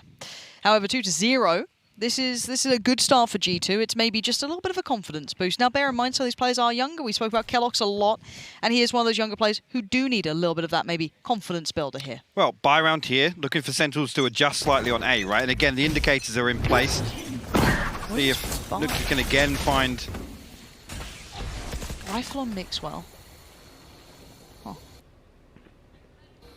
Nookie has got a tough challenge. It's just deal with Tens. Mark your man. And he's got Shaz on that side too. Now he's only got a Sheriff. This isn't pretty. He's played this position a fair amount. Same again. But now you can see Tens has closed the gap this time. Creeping slowly. Does Nookie even consider this possibility? It doesn't look like he has. This looks like a murder scene. Oh, he's heard all the steps here. Tens is in the prime position, sees one, actually falls away. Doesn't outstay his welcome. Boombot comes in and Coldamenta. It's a big trade. Great trade in. This a Mixwell is right up mid. Catching Sick, and now this is getting a bit of a problem. Shaz is on an island. The other two players for Sentinels are not here. But Shazam, ice cold, waiting patiently, and has to play this out to perfection. Can't do it. Keloqz has got his number, and there it is. Site's now open for business, and this could be a huge round for G2 to convert here in the bonus. Dapper and Zoms Here. trying to get something done on the way back in. Keloqz will actually fall. A little overzealous there, trying to Spike planted. hold on to control there, but Coldamenta trades it back out. Nookie follows up. Zoms will fall. G2 go 3 up.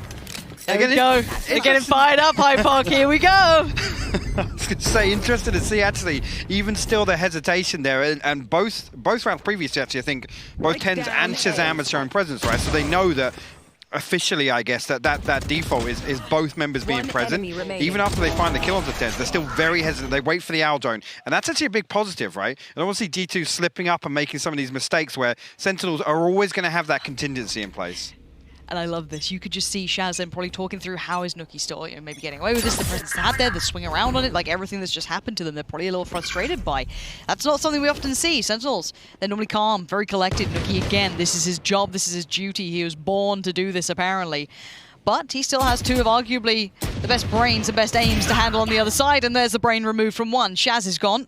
The wrists still in place for Tens, but he's going to have to deal with that and back away. On the other side, however, Zoms getting ready. Sick. Has he been played in on this, though? Do they know this? Do they check on it? How much can he do with it? Mixwell catching Dapper. And for now, player advantage to G2, and they want to keep it that way. They've got the rifles, and this can get very scary, but look at this position. This is nastiness. Nookie. So many angles to clear. Oh, the first wasn't clean enough for their Tens. And again, step by step, they're clearing this out methodically. All right, so once again, cautious in their approach. Sick, really up towards rafters. And D2 not overstepping the mark. Methodically clear through here. Nookie actually still catches sight of Sick ahead of time. Actually, some more damage comes through, and Nookie will find the kill. It's third on the round now. Spike will go down. Fantastic work from G2 there, and that's the sort of round that we were concerned about from map 1, right? Lauren, again, Nookie in position, effectively taking a 1v2 every single round versus Tens and Shazam. And that's a statement in itself. So, again, looking towards Nookie to be the power player here and already delivering in the first 4 rounds.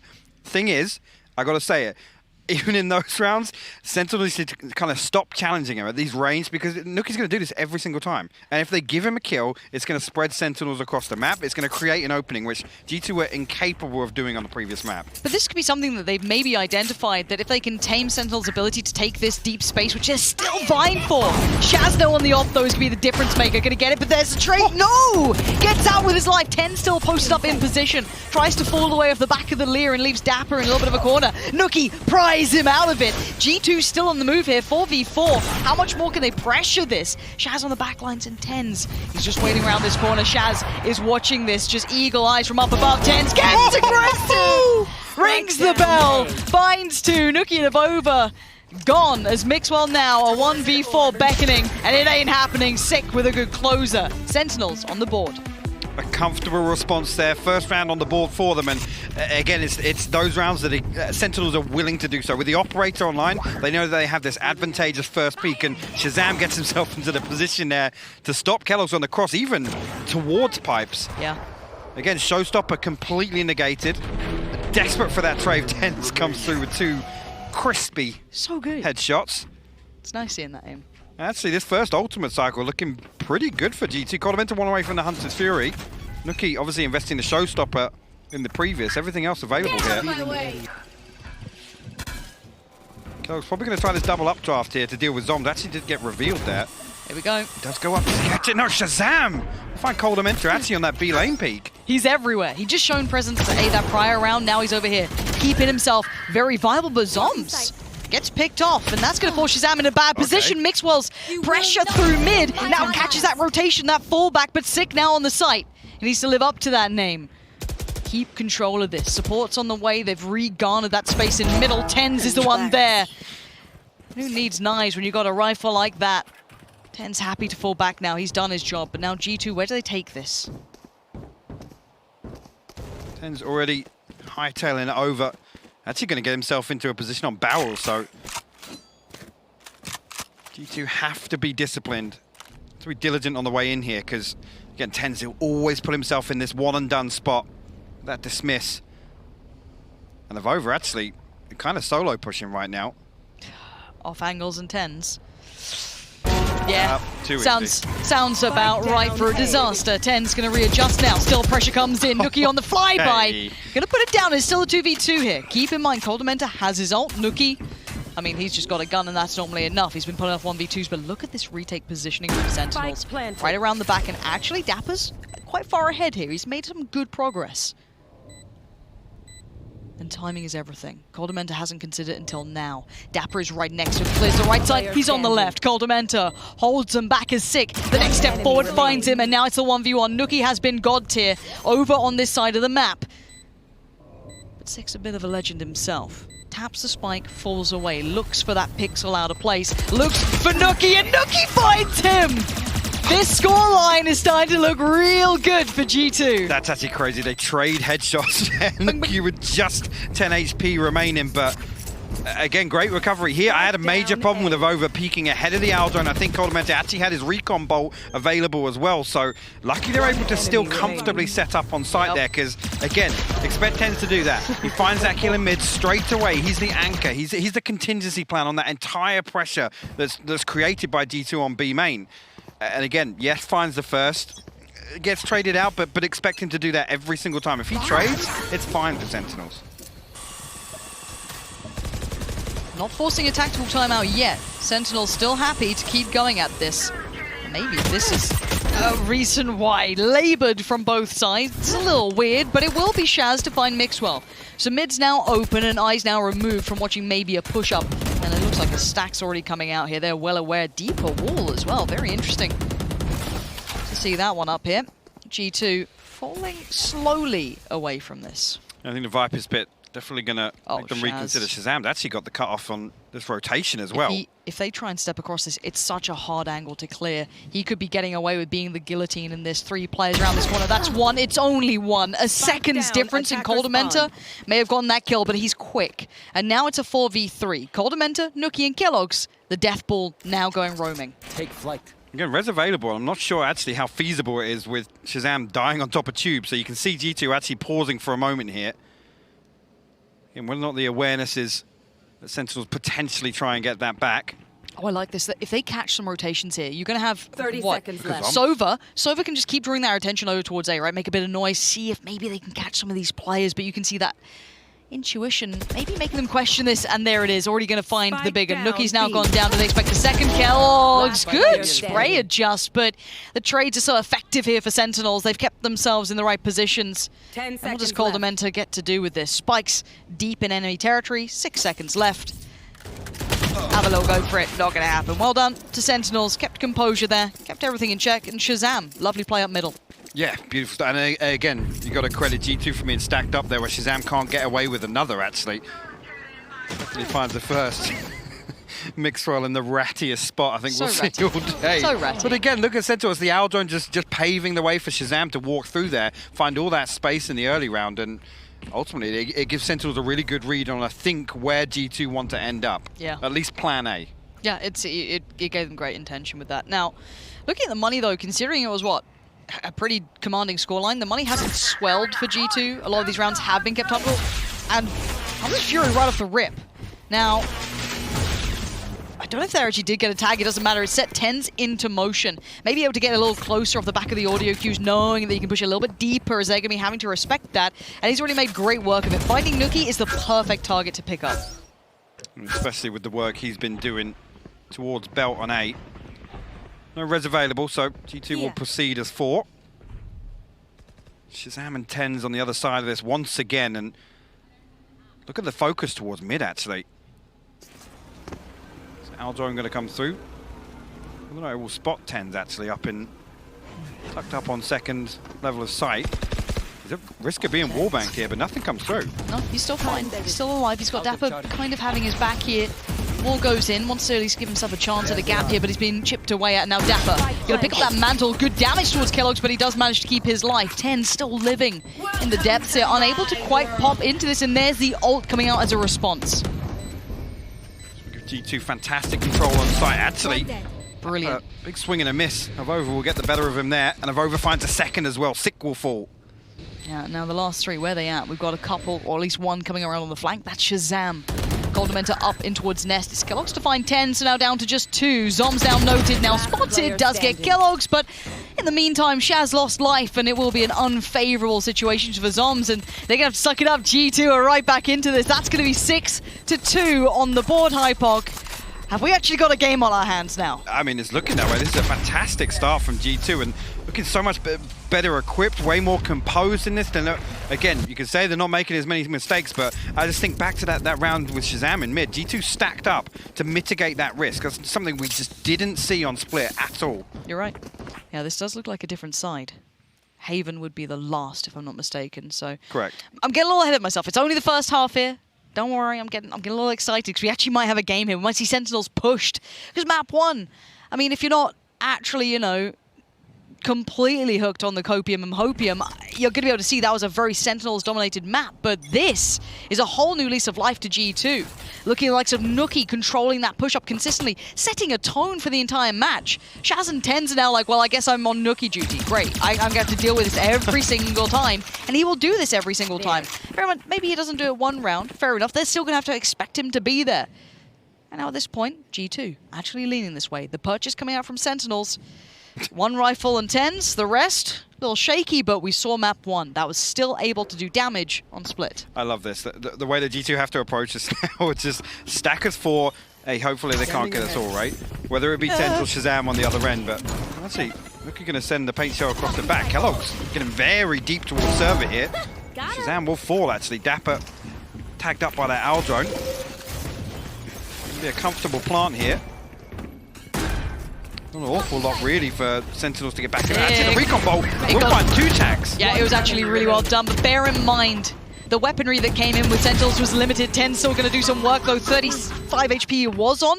Back on up, still sitting pretty now. A 1v3 beckons. It's not going to happen. Cold Dementor denies, and G2 starting to stride through this game. They've got some answers here. Where is that tactical timeout? Where is the conversation for Sentinels? Or do they not care that much about this one? Maybe they feel, it's only the first half, we'll be fine. I think they still need more of a buffer here. I mean, actually, you look at the stats and there's a slight lean towards Sentinels performing a little better on defense. So, again, if there's any win condition we could take away from previous performances, it's the Sentinels at least keep them in check here in the first half. They've got to get the last 3 if I think, Sentinels need a buffer. 2 is not enough for me. I'll never get... Bare minimum 3, or I'm thinking it's a runaway. Now, let's see what Sentinels can do there. They're back on the buy, and Shaz has the op. Now, we saw the last time around, the ult pushing up middle. That was so decisive. Could do with a bit of that here, because right now, G2 have him by the scruff of the neck.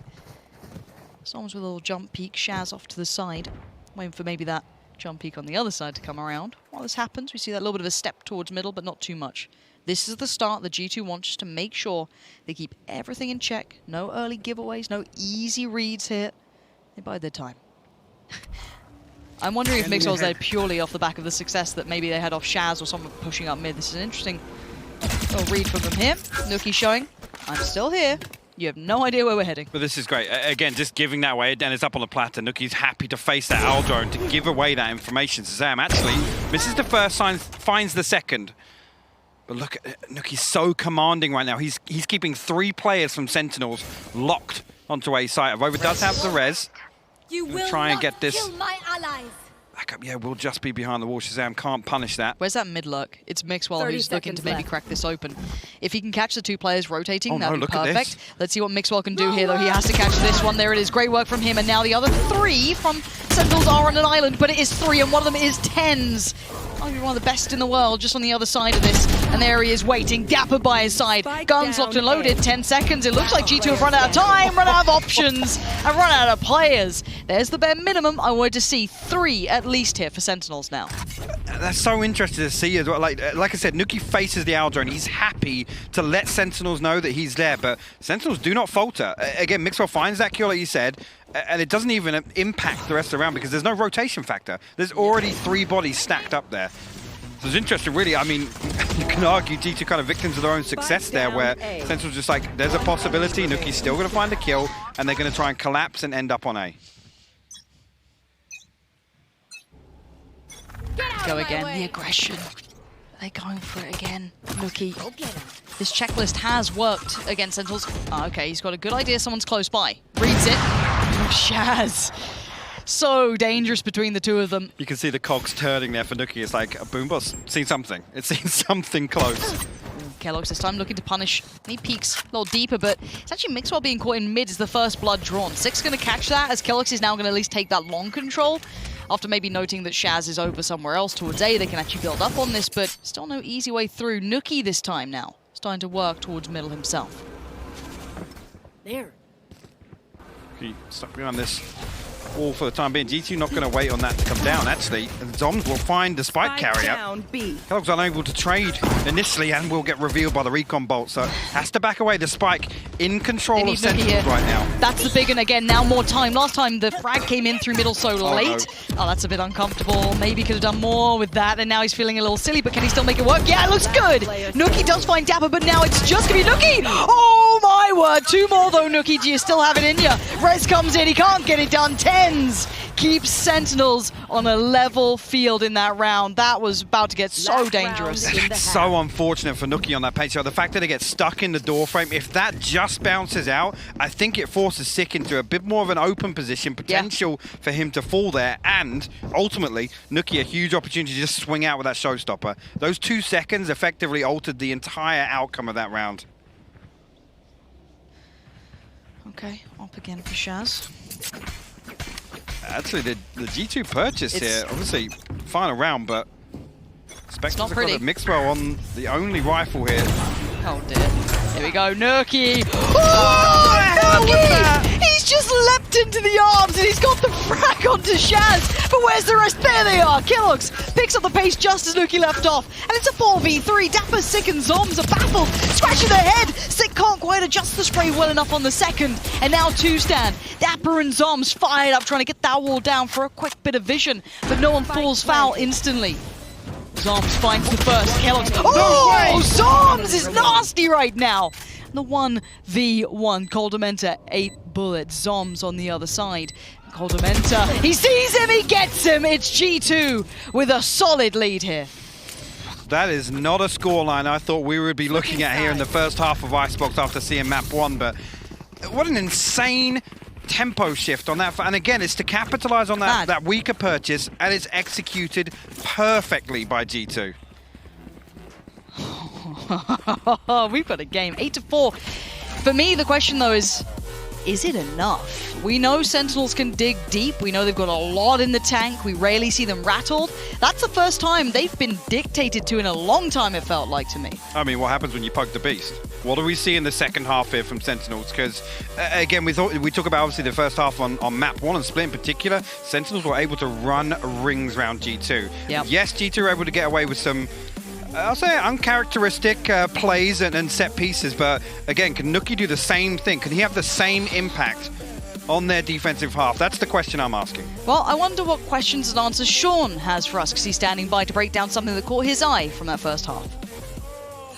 Indeed I am, Lauren. I got 2 rounds for you guys, so I'm just going to hop right into it. So this round was the explosive A take that G2 tried to do, and you can see right here, Shazam, Tens, and Dapper are triple lined up right here. The 2 that are going to aggress, the duelists, Shazam and Tens. So they're going to go along the ropes, and where they're going to end up, they're going to both be on top of pipes. But the angles that they end up holding is what's really important here. Shaz has the aggressive angle to take the left entrance, and then Tens' job is to actually guard him in case anyone were to push out onto Belt. It's very important that these 2 specific duelists are in these roles because they have movement abilities. The Jet with the dash and the Reyna with the dismiss can both get away from these aggressive positions on the A site. That is why Sentinels loves running this comp. So let's run it through for a little bit here. So what I'll tell you right now is G2 slows this to try to stop any initial push. They have a smoke here right off the bat, and Nookie immediately pops his showstopper and tries to hunt Shazam down. Never in a million years would he expect a second player also on pipes, which is why he ends up falling back. He catches a glimpse of Tens, falls back, and then the round kind of chills out for a split second. Dapper, who actually shot a recon early round, is hiding in the corner. So this is Shazam getting that opening kill, Tens locking down the next 2, and then the round is literally over. So we're going to hop straight into the next round, and let's pause it for 1 second right here. So what I want to draw attention to now is Dapper throwing the same arrow over here at A. It's going to triple ping. That means it gets all of its recon little notices off, and that's a very, very good indicator that no one is around this A site and won't be for quite a bit of time, right? So the rotation will come in soon. But what I also want to show you is the fact that Kellogg's is right here in mid. If he does something, and he does, but he doesn't catch Shazam, so he's going to actually double updraft. So he, from this angle right here, can double updraft and actually see down B long, which is why he's over there right now. He has his Blade Storm out. He's going to double updraft and try to get that pick onto Shazam. Unfortunately for him, this wall from Zoms, as well as Shazam's location, kind of blocks the vision from him. So Sentinel's one step ahead in this regard. So let's roll it for a little bit right now.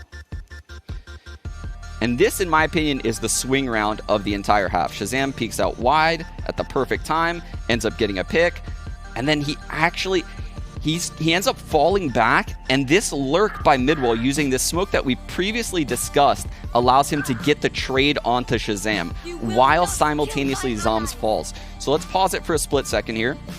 We are now in this unique scenario where we're in a 3-on-3.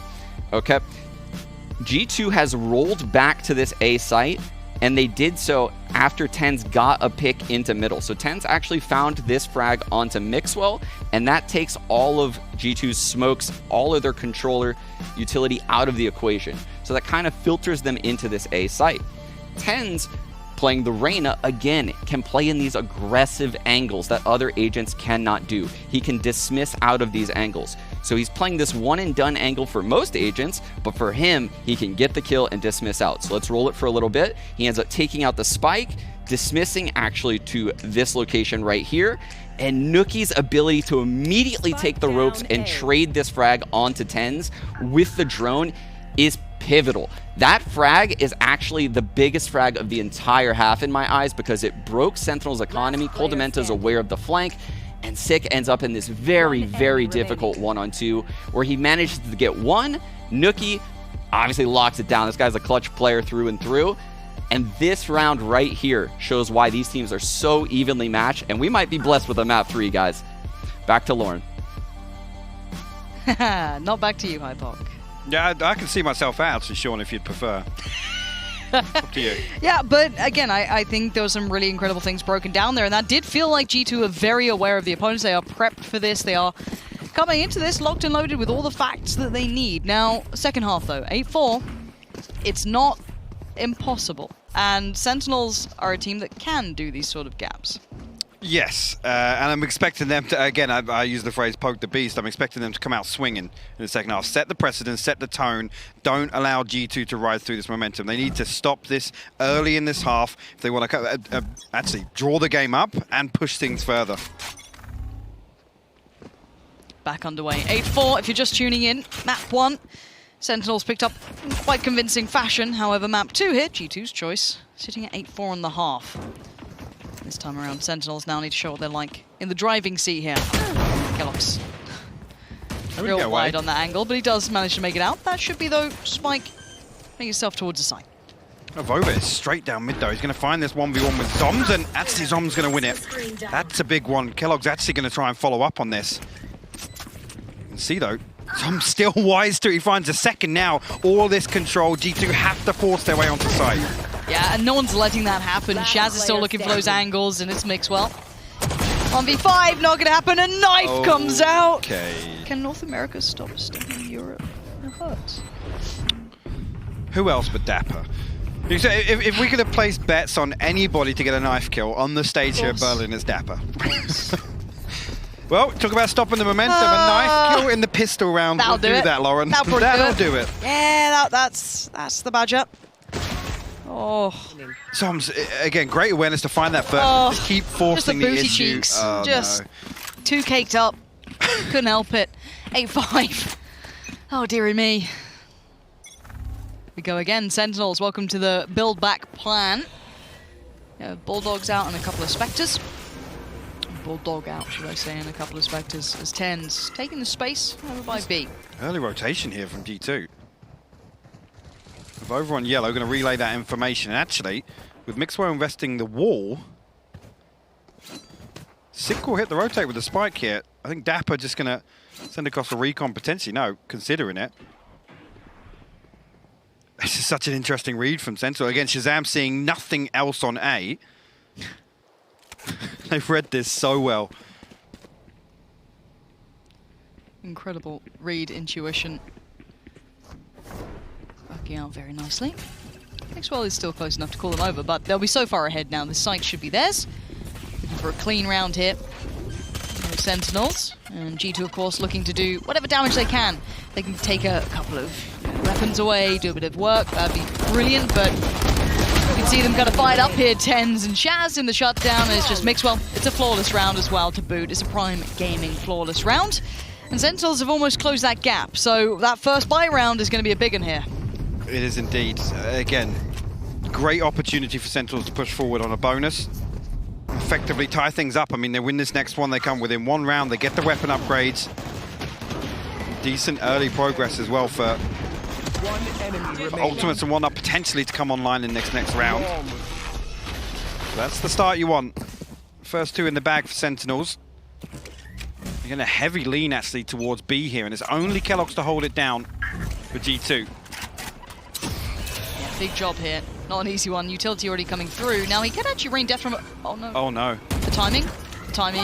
How is he alive? He's not for much longer. 24 HP just about makes out, and they want to capitalize. Look at them hounding him down straight in on that one. And the follow-up. Tens just runs down Coldamenta 2. This is problems now for G2. This is where they're clutching at straws. You're not feeling it now.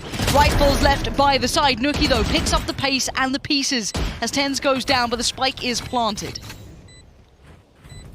3v3 Nuki up in top site here, but and Zom's controlling B main and in a position actually to use these snake bites. The lineup set up, sick. Just needs to buy a little time here, a little bit of chip damage done, but the wall goes up.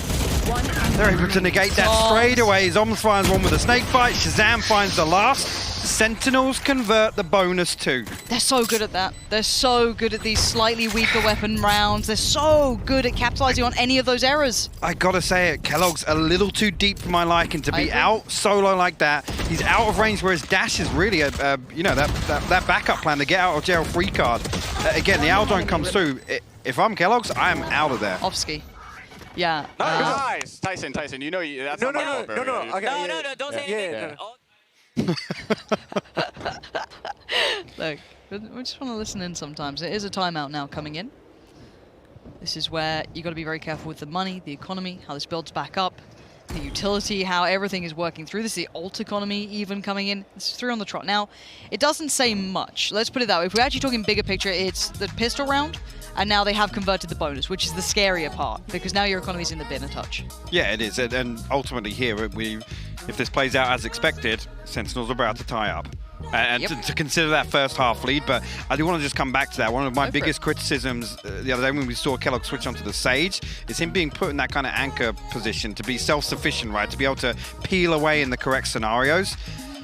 That's not a good indicator. That previous round alone is not a good indicator for me in terms of Kellogg's ability to just find that information, not want to find a 1-for-1. Because even there, if he drops down off the box, right, finds a kill, what does it mean? I mean, I think this isn't the first European jet that's struggled against North American teams either. Roll your mind back to Reykjavik. Durka. He got tamed on this, and he found it very hard to find that space that we had famed him for. And again, it's very difficult. They are very, very good at locking that space down, but I agree with you. I think he overstepped there, got a little punished for it. See if he can pull himself back up, get that head in the game again. That's the big question, actually. As a confidence breaker, you don't want to see that so early on in this half for Kellogg's, because again, coming back online, and we've talked about already how G2 were able to build around him. It's a shame to see this snowball for them. Nuki this time going to pick up position on B main. Two members of Sentinels actually just tucked down in towards Garage. Now a much slower approach this time around. No utility other than the owl drone invested here, and I don't think Nuki has spotted exactly where he is, but the boom bot and the paint shells, obviously the presence is noted. Yeah, Nuki is going to fall away from this one. Coldamenta still trying to work on something, less to lose I guess in that regard. Bit of a tag, and actually the reaggress from Nuki. Well, it's interesting, 3 bits of utility shown here, so actually 3 members of G2 accounted for here in the early round. And now the take on the space. Nuki is up top and loses the fight. Sick, gets him, and there it is, cracking open. That's all theirs, and the rest of the map becomes not necessarily irrelevant, but very far from the point. That spike can be ferried on over really easily now. We've got to respect the wall here, and actually Dapper looking for damage in between. Nice. Kellogg's actually finds him. Spike planted. Swing out here. Sick low HP, but actually, yeah, Voba picks that one up actually. It's just the rest though. just don't see them making errors, and of course Ten's just sitting on an angle like that makes why there's no chance in hell. Sentinels, 8-8. This is the thing, like I said, Sentinels just sit there. The slow orb, the paint shell, and also Cold meant to spot it with the owl drone. Yep. Again, that's 3 members of G2 accounted for. And I think actually on the back of that, G2 are like, oh yeah, there's no way they're coming in. Sentinels just sit and wait. And actually they're waiting for obviously that recon bolt to come through, which I gotta say, I don't know if Cold was caught on a reload or what, but he needs to be baiting for Nuki there. He needs to be the one to deal with that recon bolt. Yeah, looked a little out of sorts. Again, this is pressure time now. This is stressful time. We have the buy coming out. 4 on the trot now for Sentinels. Economy in a good spot too. Seeing around like 5.9 on Zoms, 5.5 on Shaz. I know you see it too. We do have a timeout, it looks like. There it is. A lovely technical. Who doesn't love him? So, does look like Kellogg's is going to go for that op. Now I wonder if this could be a big influence or if it's already being considered and what the different look from Sentinels will be now. No, we don't see initially where he's opting to position, but again, he has to be able to pick up the slack elsewhere. If G2 want to really secure one side or the other or fight for that mid control, Kellogg's is the one that needs to hold it down now with the operator and in a safe position. Yeah. What I want to see is him really be in a position to kind of receive that information if Sentinels do decide to force through, or at least spy other things like, you know, obviously the owl drone coming out, maybe the recon bolt going one way or the other, even just the Viper utility being invested, but have to wait and see. Yeah, just if you are wondering, it was I think just a little tech issue with G2, so hopefully their keyboard gets picked up and, you know, no further issues occurred. I've never seen people break their keyboard so often. It's amazing. No. I was always questioning it online, but maybe they truly do just run through the gear. Absolutely smashing it. We haven't seen a desk slam yet, have we? Oh, I really want one of those. I really want to see a good solid desk slam. Like, they might get fined for it, but it's kind of entertaining. What do you think the splash on the stage is when actually we have a desk we've slam? got a text package for that as well. Table broken. Just Hulk smash. Yeah, we haven't had that yet. I mean, it's still group stage, right? Like, there's still time. Yeah, it's a long tournament. Okay. Oh wow. Okay. Oh, was that right. daydream or was that like Just intense stare across the Sentinels? Not sure. Not sure. The Vova. Look at him. Barely blinking. This isn't for me. Not sure how I feel about this one. Not for me. Yeah. Who's down there? Who's down there taking that camera? Who's doing that? Somebody's about to get exposed. Oh, there he is. Yep, just in the corner. Exposed. Yeah. Who's doing that? Yeah, not. Oh, yeah, he's loving it though. Yeah, good shout. Thumbs up. Does that mean we're good to go? Or not sure. Not certain. Oh, we love a good tech pause, don't we? They do it for us. They made us a whole graphic package. I did hear that in my ear, actually. Yeah. This one goes out to Pansy. We're all good to go. 8-8. Jumping back on in, no worries. Let's look at that op. Quick reminder, if you zoned out for a second like you looked like Avova did, Kellogg's does have the op out in play. So that's something that could be different, and that is it. Finds it there. The wall comes up actually on the outside of the tube, and Kellogg's will actually find it. Okay, Kellogg's. sticks the res there. Coldamenta will respond. Avova over towards B will find Shazam. Nookie, look at this guy. He's just gone, guys, the entirety of the space is clear. I've got middle, I've got everything you need. Just keep focusing on that B side. He's taken all that space and controlled it. The 3 players from Sentinels now are essentially noted. Every single one of them is known where they're at. So now they're going to have to fight basically back to the wall out of this. Tens, how much space can you get them? Swing on it. Okay, that's not bad. Second Dapper takes down the front line. There's no problem. Coldamenta doing what he can. But now it's a 2v3. Any more? Tens is still working forward. This man will put the weight of the world on his shoulders for his side, but there's a player close by. Sees Kellogg's, expects a swing from Coldamenta. He reads him so well. Tens is just going God mode. And now the 2v2. He's working out every single... Has he just read his position? But the timing is just off. Nookie does him by a second, and there it is. Safety found. And a sigh of relief as Tens was about to tear him apart. G2 put their first round on the board, but Tens, man, you can never count them out. And he reads that perfectly. He almost had Nookie too. The operator shot comes through from Kellogg's, and he knows that the counter peak's coming through from Coldamenta. This opener, beautiful stuff here. I think Zomzatsi has an idea that something's coming. Oh, what a fascinating round, but they nearly got it done. I think just a little misread from Tens. I think he Well, that was potentially coming from a completely different angle there, so Nuki gets the second seemingly for free. Shazam with that operator online now, Lauren. Okay, next step, back and forth we go. Kellogg's had his out, right back in it, Shaz. They're brute forcing it. Yeah, it looks like Mixwell, though, he was not really ready for that. It was a bit of a, I guess, a lazy-ish clear on it. It outdone and then some in response. You can see all the ults coming down, and they actually both connect in the end. Coldamenta did find Sick, even at the very last go of it, which actually gives the player advantage back over to G2. Oh no! Oh, Coldamenta and Nuki swing on the back of that Owl drone. It's left to Zoms and Shazam here. Zoms with a Viper's Pit of his own, but right here it's going to be difficult. I mean, needs another kill in order to get that online, but the spike tucked just behind server here. Gallops will find one there. Zoms will trade one out, but 4 HP, just a matter of time. Avova comes through. G2 put themselves 2 ahead here in the second half.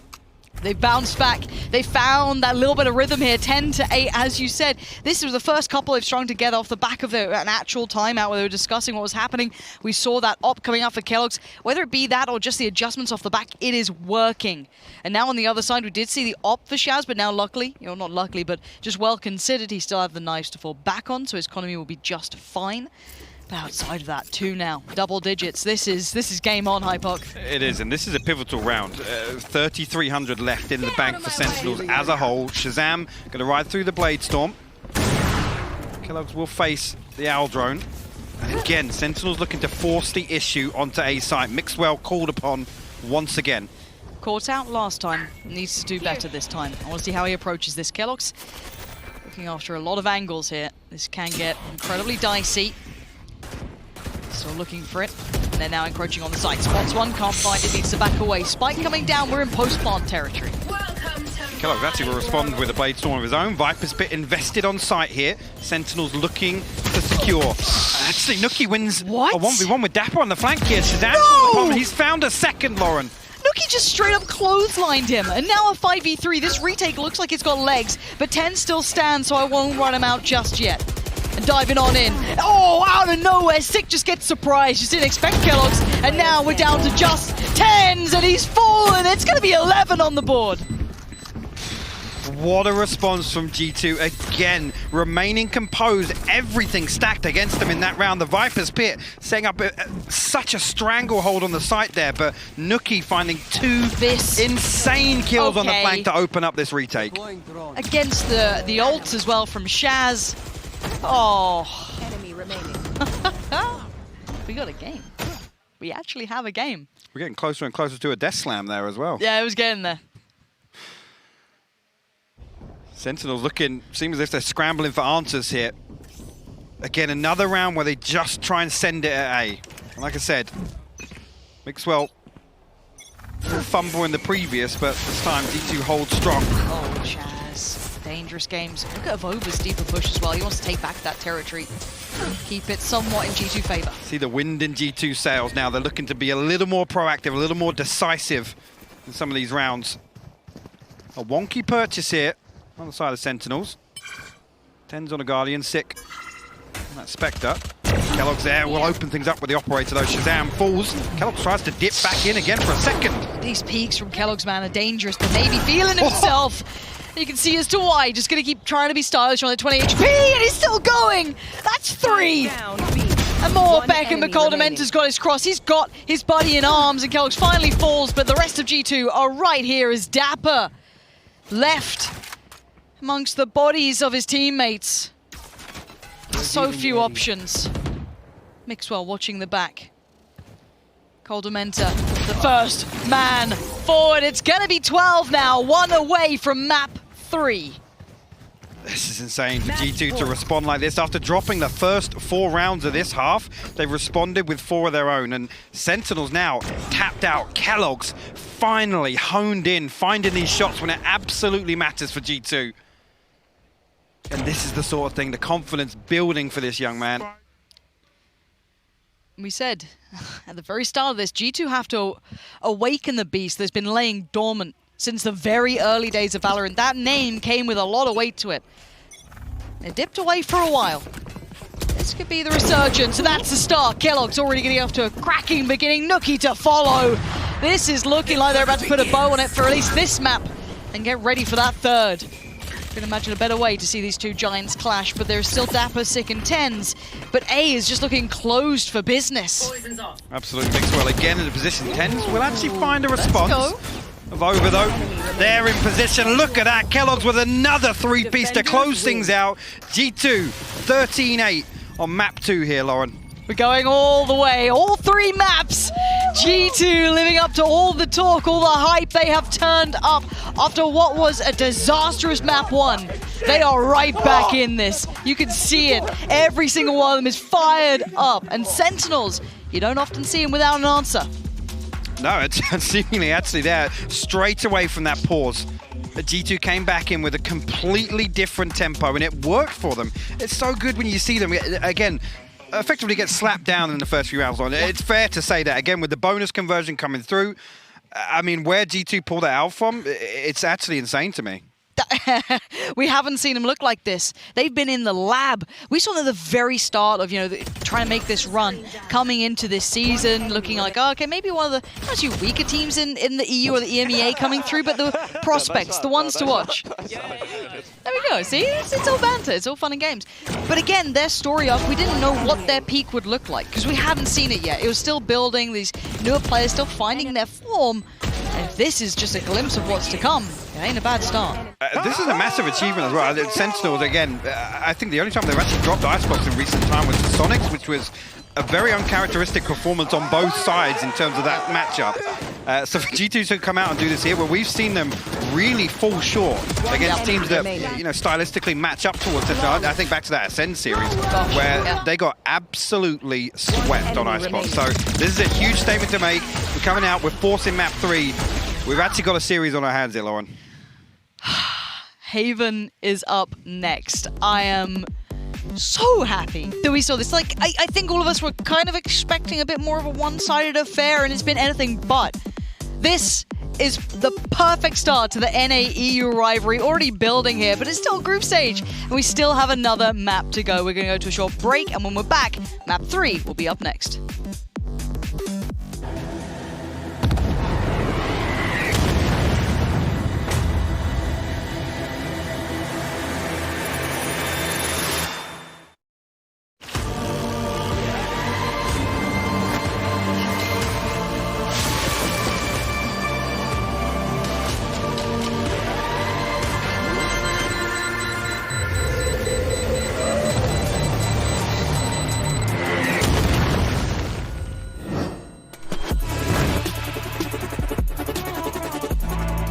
Welcome back to Masters Berlin, where G2 just became the first team to hand Sentinels a map loss at a Masters event. And what a way for them to do it, Kakuka, putting 5 rounds together in a row on the back half to wrap it up. It was amazing. It looked like everything it was going to change, and then they were like, okay, you know what, you have to lose. I'm really happy of how they do it. I really like how G2 structured their attack. So much pressure with so much utility used in the exact perfect moment. I love this map. I'll watch it again. Yeah, and I mean, one of the things that I brought up in the pregame was that one of G2's really big strengths is their trade potential, and I feel like that was something that we just saw in droves on this map. We saw that. We also saw the first pistol round win for G2, which was something that we asked for as well. So they did lose the second one. They did lose the second one. Give them and that's what made it look a little scary when all of a sudden it's evened up at 8-8. But as you see from there, after the tack pause, that was the turning moment for G2. Tack pause into 5 rounds in a row. Nuki continuing to perform incredibly well, but for me, behind him, Kellogg's stepping up. Yeah, and it's like Nuki was the godfather for Kellogg's. He was underperforming a little bit on Split, and he was like, just hold my hand, especially on the defense. It was like, hold my hand and just come with me. We're going to smash some faces. Yeah, I mean, even just in those last few rounds, especially, what round was it? It was round number 20, where Kellogg's was present on yellow, facing down green. You got 4 players of Sentinels coming at you. And you know that all these players coming, you're basically on your own, and he still stood there, got every single one of those kills. Conal Dementa jumping in at the end, gets a couple. This is the one you wanted right here. Oh, God, it's just brutal. Yeah, brace yourselves. Incoming 3K. I mean, you can tell Sentinels can't figure out, at this point. He's Oh, 20 HP, and right. he's like, let He me go had for to have one backed more. off. I He had to have have one backed more off. bullet on the Not the magazine. case. I need to use Not it. the case. That is a confidence booster right there. That's what you want to Yeah. see out of a young player stepping onto a land stage. Excited by all means to see that we are going to a third map and that G2 was able to push us there. Oh, yeah, I mean, we said Haven. Haven is fun to watch for Sentinels, but I am after that G2, I think I'm excited to see, because, you know, G2, I think, they've been very emotional in the first map. They seemed very downtrodden on the rounds that they didn't do so well in. That map, they were just riding with it, and I'm assuming that Haven's going to be the same. This is the G2 that you and everybody have to be scared of. The G2 that is comfortable, completely different. Maxwell, there's no point in comparison from Maxwell on Sage than on Viper. An incredibly exciting matchup. Just received word that we got Sean standing by with a little bit of a breakdown to figure out how G2 ultimately overcame Sentinels for the first time at an international LAN. Yeah, guys, it's absolutely insane because G2 looked phenomenal right there. The duelists on G2 were the only players on their team to get entry frags. And that's pretty standard when you look at teams that play Sentinels, right? So I'm going to show you why it is so difficult to get any entries against a team like Sentinels. And I decided to use the eco round for G2 to just show why it's so difficult to upset Sentinels on a round like this. So right off the bat, what we're going to see is the Viper wall going across B. That's pretty standard. You know, the smoke, Zom's about to throw the Viper orb into middle right here. That's standard as well. But I want to draw some attention to how they're getting map control with both Dapper and Shazam as well. So what you're going to see is Dapper is going to throw a recon on that wall. That's going to allow Shazam to know that no one's pushed up. He's going to take control of this A lobby, and the round is very slow. So let's start running it right now. So it's a very, very slow round. And I'll explain to you why it's slow. So what Sentinels is trying to do is basically control vision in all of this area of the map that I have boxed right there. So you can see they're just staying very, very passive. Shazam at the top of the screen, and then Zoms is holding middle. And by Zoms activating the orb, we've talked about it before, it requires someone to be aware that he could push that way, under tube, as well as up tube. So he is doing a lot all by himself. Shazam being here means that there has to be someone on A, right? Because they have no aggressive info. They don't know if there's, you know, 3 people right here. G2 would have no idea about that. So they have to respect the fact that there could be an A hit coming. And Sentinels knows that because Shazam is here. And Zoms knows that no one's mid. So Zoms also knows someone must be mid. This is how a default is properly run. And you can see Dapper uses his utility perfect. They break the initial recon, they break the initial drone, and they wait for Dapper's second arrow to come in. And the execute on B long happens at that point. It is so rare that 2 Sova arrows are used on the start of the round before an opening. And the way Sentinels plays this so passively and doesn't allow, you know, Nucky to get that entry on top of B container just is proof as to why they are a world-class team. So I hope this taught you guys something about like how to play passively, and I want to hear what you guys have to say back on the desk. Very much, Sean. Very cool to see. I mean, I think that if anything, that to me exemplifies why it is so impressive that G2 was able to take down Sentinels, because when Sentinels is able to pull out rounds like that you wouldn't normally expect them to pick up, that's exactly that kind of X factor that we're talking about, and shows you what a mountain they are to overcome for a team, for any team, really. Yeah, for me, I actually remember on that specific round, I was sitting here, I took my headset off, and I could hear what they were saying. They're very loud, I would say that. I'm closer to G2, and I can hear Sentinels better.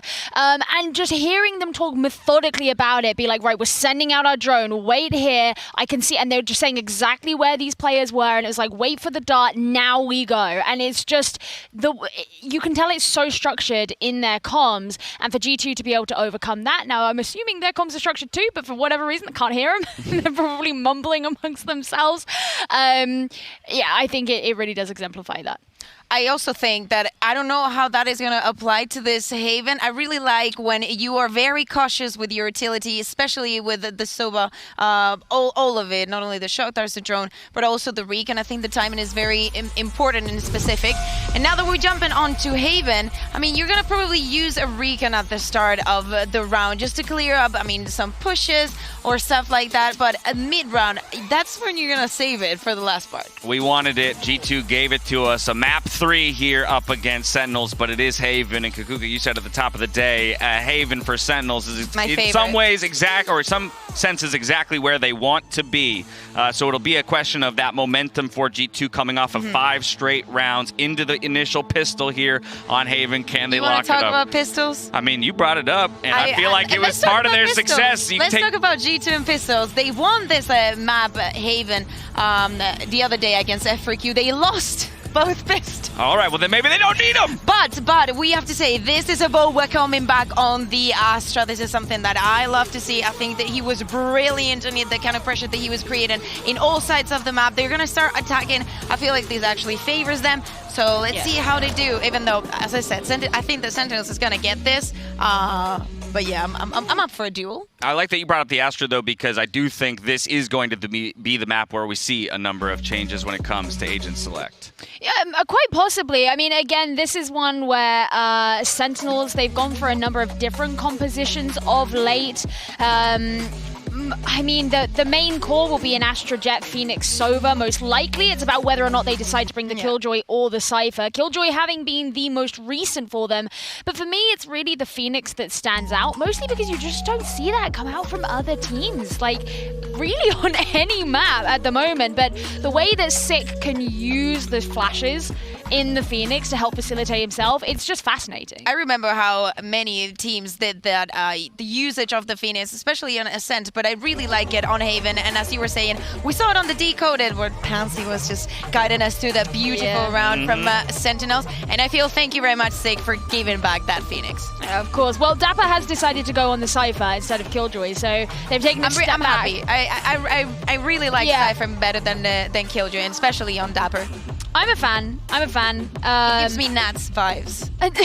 You know? Not everything is about EU. Well, I mean, everything is about Nats sometimes. We've got the 2 best Cypher players in the world at this tournament. There has to be a comparison between Dapper and Nats because they're fighting, as you said, Dash, for being who's the better Sentinel out there. I just want to say, I know Gambit's not EU before people get angry at me. I mean, EMEA. All right, we asked for it. We got it. It's map number 3 between Sentinels and G2. You don't want to hear any more from us. You want to see some gunfights. Pansy, Hypoc, take it away. Well, yeah, we are now moments away from getting to map 3. I don't think many people thought we were going to go this far, quite genuinely. This has blown us out of the water so far. No, so and important to note the end of that previous map. I mean, we look at the previous series that G2 played. I can hear a lot going on behind us right now. Rowdy. But Kellogg's was absolutely pivotal to their success versus F4Q. And again, with that and into Icebox, I want to see him continue that pace, carry that across now to map 3. This, roll your minds back. Fnatic against Sentinels. The last battle between NA and EU went down on this map, and it's where NA destroyed EU. But there were moments that Fnatic found. Can G2 muster a little bit of that brilliance to bring it back through here to maybe reset history? We'll find out. But now we're live into this one. And things are all going swimmingly so far, but back in the site, the first battle. Kellogg's going to find one, but Shazam is right there, as is Dapper. It's a 2-for-1 trade-out. And actually, straight away, G2 call an audible here. They're going to try and drift through garage towards C. Coldamenta can't get lost with that spike right now of Over. Trying to find space elsewhere, guarantee this entry. A little bit of damage, actually, forced Zoms away, so G2 will be able to pick up control initially. Actually, Coldamenta hesitant to plant here, and look at this stack up here. Hold on, Avova really has his moments on this map. Oh, just at the reload, we did so much damage, but now just Coldamenta, a 1v2. Mixwell did find Shaz, now Coldamenta, the timing, he's dead! 10s on the swing. Sentinels start things off with the first round. It's so close there. I think the fact that Coldamenta, I guess, pauses for a moment gives Sentinels the opportunity to stack up there and play the numbers advantage on the way back in. Avova call upon, but seemingly out in no man's land with a frenzy there, can't even convert the damage necessary to make sure. But Again, what a flip here. Kellogg finds the entry. Sentinels will spawn with 2.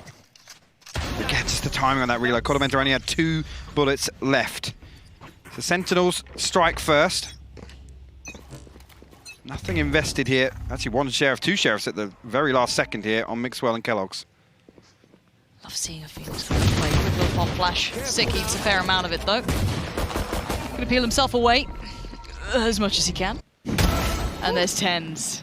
Tens in this weapon, man, it really seems to suit well together. Falls instantaneously away, deeper angle now. Let's see if anyone's gonna try and slip through. He's gonna hear these steps. 2 coming his way, 2 through short. Another found. Tens is farming, that's 3. How many more are you gonna get, Tens? Up and over? Go on, buddy, yeah, why not? Tens, just flexing now. The budget operator doing work for Tens there in round 2. Again, good progress as well towards that Blade Storm early on. G2 now, called upon in their buy round. Don't want Sentinels to build up any buffer in these first rounds. 3. Looks so easy. Now, we'll have to see how G2 approach this. Again, I'm looking for fast hits. I'm looking for them to find these opening duels. Again, with Kodamenta on the sky now, Kellogg's has a little bit of support around. Well, look, I've loved Mixwell on that sky before, but, you know, Kodamenta just as good with Kellogg's. That combination, that 1-2 that we get to see. And Tenzo still looking to be integral this round. Leaning a little bit more proactively down middle. Taking that little bit of a risk, but not much. Still able to obviously move away. Probably mobile. Kellogg's likes being seen. Happy with it. To give him maybe a notion of intent. And there are now 4 players leaning this way for Sentinels. Indeed, happy to give up C, at least with Zoms over in Garage now. No utility there to really give away any indication of G2 pushing forward, but Avova now starting to explore Garage. And again, G2 desperately scrambling to find some information, but Sentinel's giving away nothing. Nope. I think Dapper, is tucked in here, but Shazam's the only utility noted here. I think on the side of G2. Shazam's the only thing that they've noted. Tens is still waiting. He's not moving. He Trying does to bait have Dapper in as well. Dapper, exactly. Just down in that pocket down below. Turns the flash a little early, but Dapper's still just fine. Gets one on Nookie, can't follow up. Good trade for Kodamenta there, but the problem is Shazam's right here towards Kellogg's. This is now a problem. It's not feeling so good. Avova outdone by Shazam. This is the bonus, so you're meant to be working towards Mixwell. Can't do it either, and it's looking disastrous now. G2 will be unhappy with that as Sentinels will be grinning ear to ear. The post around 3 survive. And again, Sentinels now with a huge opportunity to pile on the pressure. G2, again, whether or not anything is thrown back into this one, but again, just to set up there, Dapper baited him perfectly by Tens. Again, they're in position so quickly to stop any of this pressure that G2 are trying to mount. Again, like I said, it's G2 scrambling for something to be the green light to hit somewhere. Sentinels give them absolutely nothing. No, you don't get given much in this, and it's very hard to dictate the pace towards Sentinels as well. There's a reason they're exceedingly good at this map, and of course this entire game. Now at this point, Tens brings out the big boy instead of the the knockoff. So he'll be just fine. Taking towards A, he does have Shaz just by his side as well. And of course, on the other side, we have the Shiko coming out. Love a Shiko.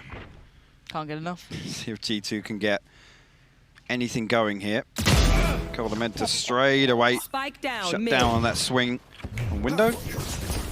Going up. Sick will peel away. Again, the spike noted now at least. A good indication as to how G2 are set up.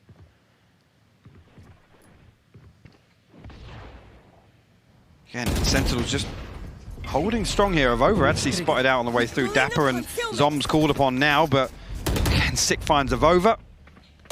G2 just not being given entry anywhere at all, Lauren. Sick now again. Facing down the last 2 members. We'll find the first chemical trade, but not much else to get done. Zoms will clean things up. Very clean.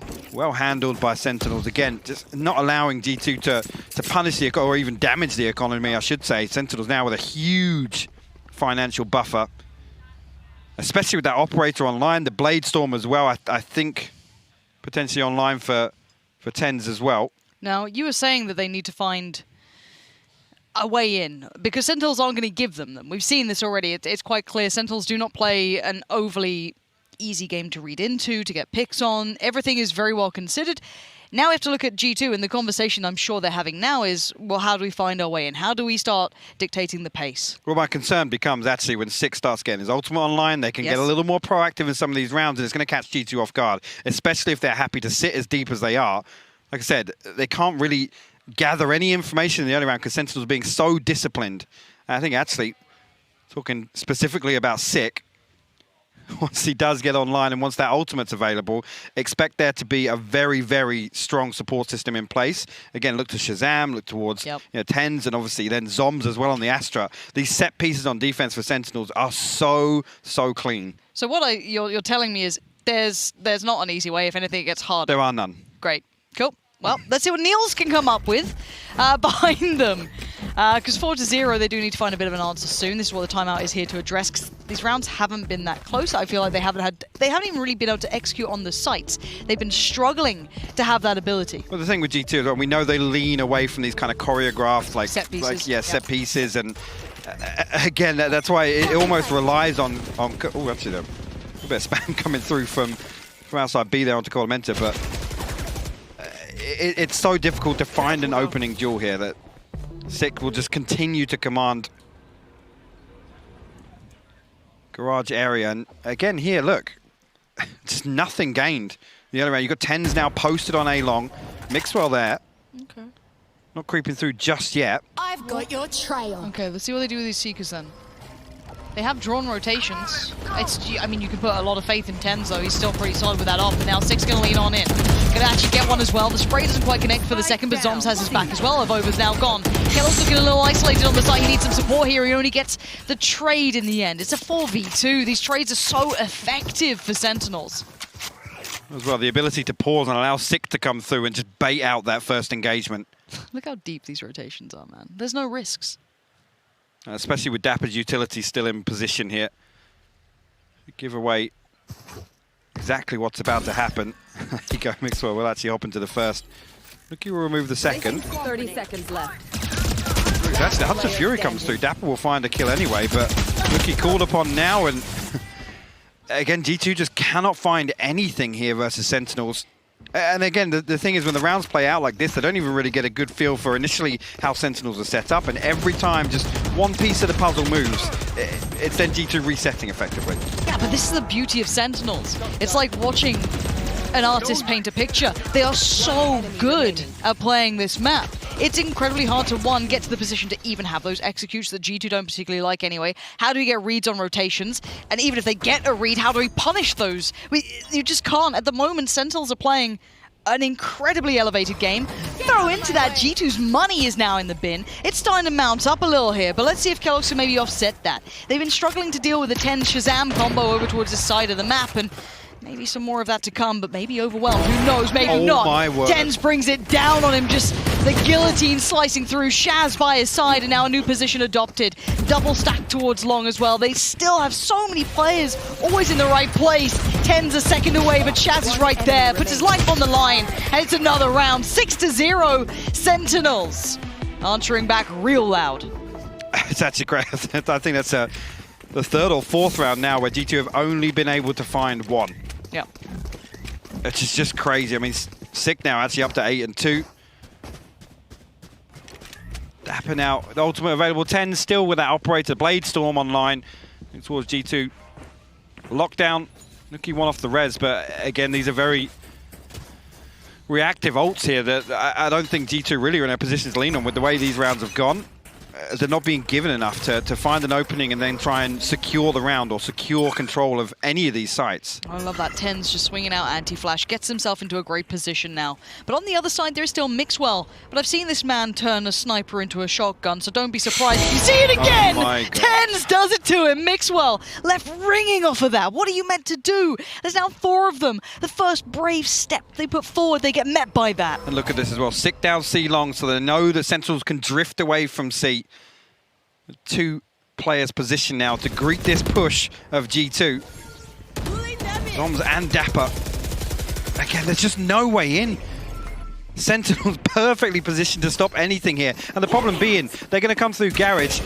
All of C-Long control is in favor of Sentinels. Okay, Dapper, how much have you got here, though? You've got a lot of pressure coming your way. Outdone eventually, but here's the next layer. Sick, holding long. That's a dirty angle to try and clear. It's so nasty. And now his Zom's on the swing through on CT. He does get traded out on, but the numbers are still so favorable to Sentinels. A 3v2. Nuki and Avova. Now looking for that next step. Avova can be good here, but that player on Logs is just in the most unreadable position. There it is. Shaz just breaks the back of any hope that G2 are trying to build here. And Nuki, he's done for. Sentinels are putting on a show, and it's a damn good one at that. And that's a perfect example. That round there of the contingencies in place. Sick gets into a position where actually, even if he just trades 1-for-1 and G2 decide to swing on to long and try and get towards C site, he's in here actually a laboured spray on the first, got to argue, could have been good for a second, but it's the fact that as soon as Sick's in that position, Sentinels are there to greet either B or Garage. It's absolutely flawless. Looks like the tank might have run out of gas for G2. 7-0, clean rounds, no opportunities to get in. We argue about the depth. These were the team that came through in pretty much the last locked-in place here. Depth was always going to be the question. How far can they take this? For now, they take themselves towards B. Dapper on the other side, sitting towards the connector on the A side, but it's Sick. Takes himself forward. The spree's a little bit fruity, a little wild, but it's just fine in the end. And again, there is still no hope. There is still no way in. There's no way out. It's just Avova left on his lonesome. A 1v4, a miracle round at this point. Whether or not Sentinels will even give him one. Nope, Sick slapped Avova down. His 4th on the round. Sentinels 8th on the board. This is where you start getting worried here. Again, lockdown still available, not called upon in, I feel like 4 or 5 rounds now that's been available. But again, even here, on this round in particular is the one where G2 decide to go a little more aggressive. And this now, it's got to lean. The tendency now is to play even more passive on the buy round because effectively tapped out here, 1,300 credits left in the bank. Nuki with a revive, Coldamenta 2 away from Seekers. Blade Storm, Cosmic Divide, Shazam now with a Hunter's Fury. Sick with another run it back, Lauren. Here. This is looking pretty terrible for G2. It is. Another shot at it, another bite to the cherry. Kellogg's. Actually, he shows Nuki's towards Dapper that time. Here comes everyone else though. Sick straight on it. Life on the line. The spray good. They get on the first and they're just working away at G2 as they try and step towards the site. Arez comes out slowly but surely. Those Zombs now flashed up. Has a problem with this one. It's Mixwell to capitalize as well towards CT. Finally, G2 making some work out of it. 1 on the board. Oh, so actually, maybe the tendency is to play a little more passively. This one, they really forced the issue onto C site. Kellogg's leading the charge for G2. Actually, Nuki perfectly timed on that swing. Again, you've got to credit Sentinels there. It's the ability to back up the Hunter's Fury in combination with the run it back to try and get back onto site, ahead of that spike even going down. Sentinels willing to fight to the death as G2 come in for that execute. Do it again, though. You got to do it for the last couple of rounds, right? Like, this is the thing. This can't just stop now. You have to keep delivering in this fight again. Mixwell against Tens! No way, man! Get out of here, Tens! How are you doing it to him? Mixwell's such a veteran, man. He knows this. He knows in his head he's thinking through the steps. And there he is regardless. Tens he's the boogeyman in this game. You just don't want to go near him. That's crazy. I mean, it's a testament to just how good Tens is, but made Mixwell look slow there, honestly. Which is not. It's not something we often say. Mixwell is so good at this normally. Wow. Just caught a pixel out of place, but no damage done to Shazam, actually. Seeker's invested now. Coldamenta try and force his way through onto A. Maybe try and catch something here. Nuki will spot out at least one member on B site, but the spike headed towards C. Dapper will be called upon. Dapper's still here. Not moving. Not giving it away, and now he knows something's up. 2 players working forward, 1 still towards Garage, maybe looking to exploit that rotation would be Nuki. But Zombs is there now to back up Dapper, and Shaz did find Nuki, so that lurk's now removed. Kellogg's and the boys on C feeling a little silly here, not able to make the connection they wanted. Kellogg's is doing the best he can, but I don't think it's going to be enough. No, it's not. And Goldamenta, a little late to the party, but going to take down 2. Maybe a little overzealous on the peaks and some curious positioning from Tens. Still on the backside and middle, just not going to expect it, are you?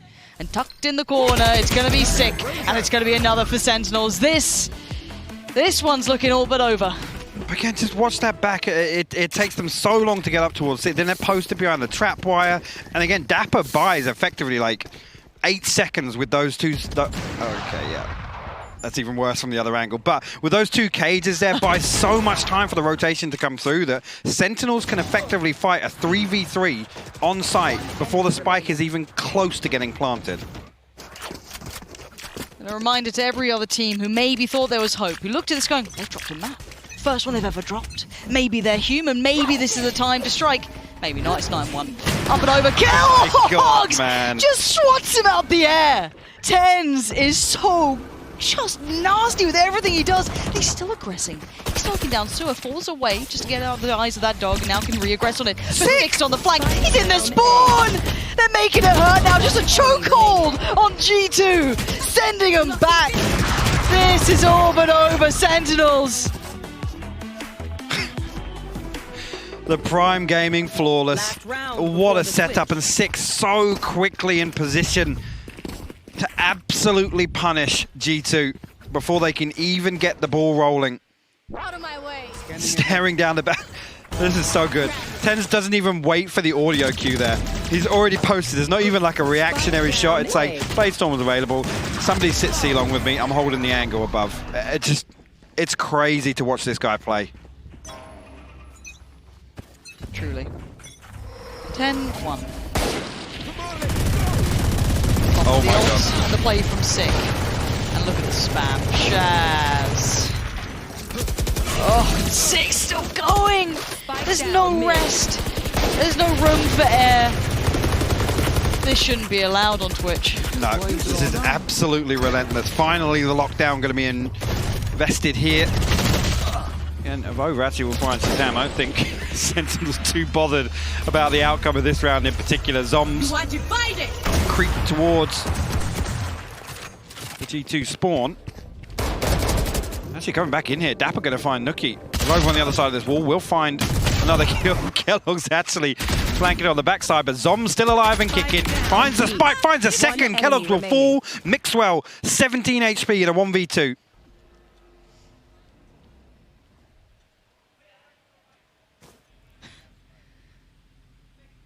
Not moving a muscle. Sat. Maybe stunned a little at the scoreline, hoping the timing would be offset. Soms hasn't moved that far, has he? I feel like there's a knife or something coming. Well, Dapper's dead, so it's probably not. Yeah. I don't know. I've got a horrible feeling. 14 seconds. Clock beginning to rot. Mixwell turns the corner. Zoms is there. This is Sentinels sending more than a message. A reminder to EU. This is where Fnatic fell. This is where G2's going to fall, and maybe the group stage. But you don't get past us on this map.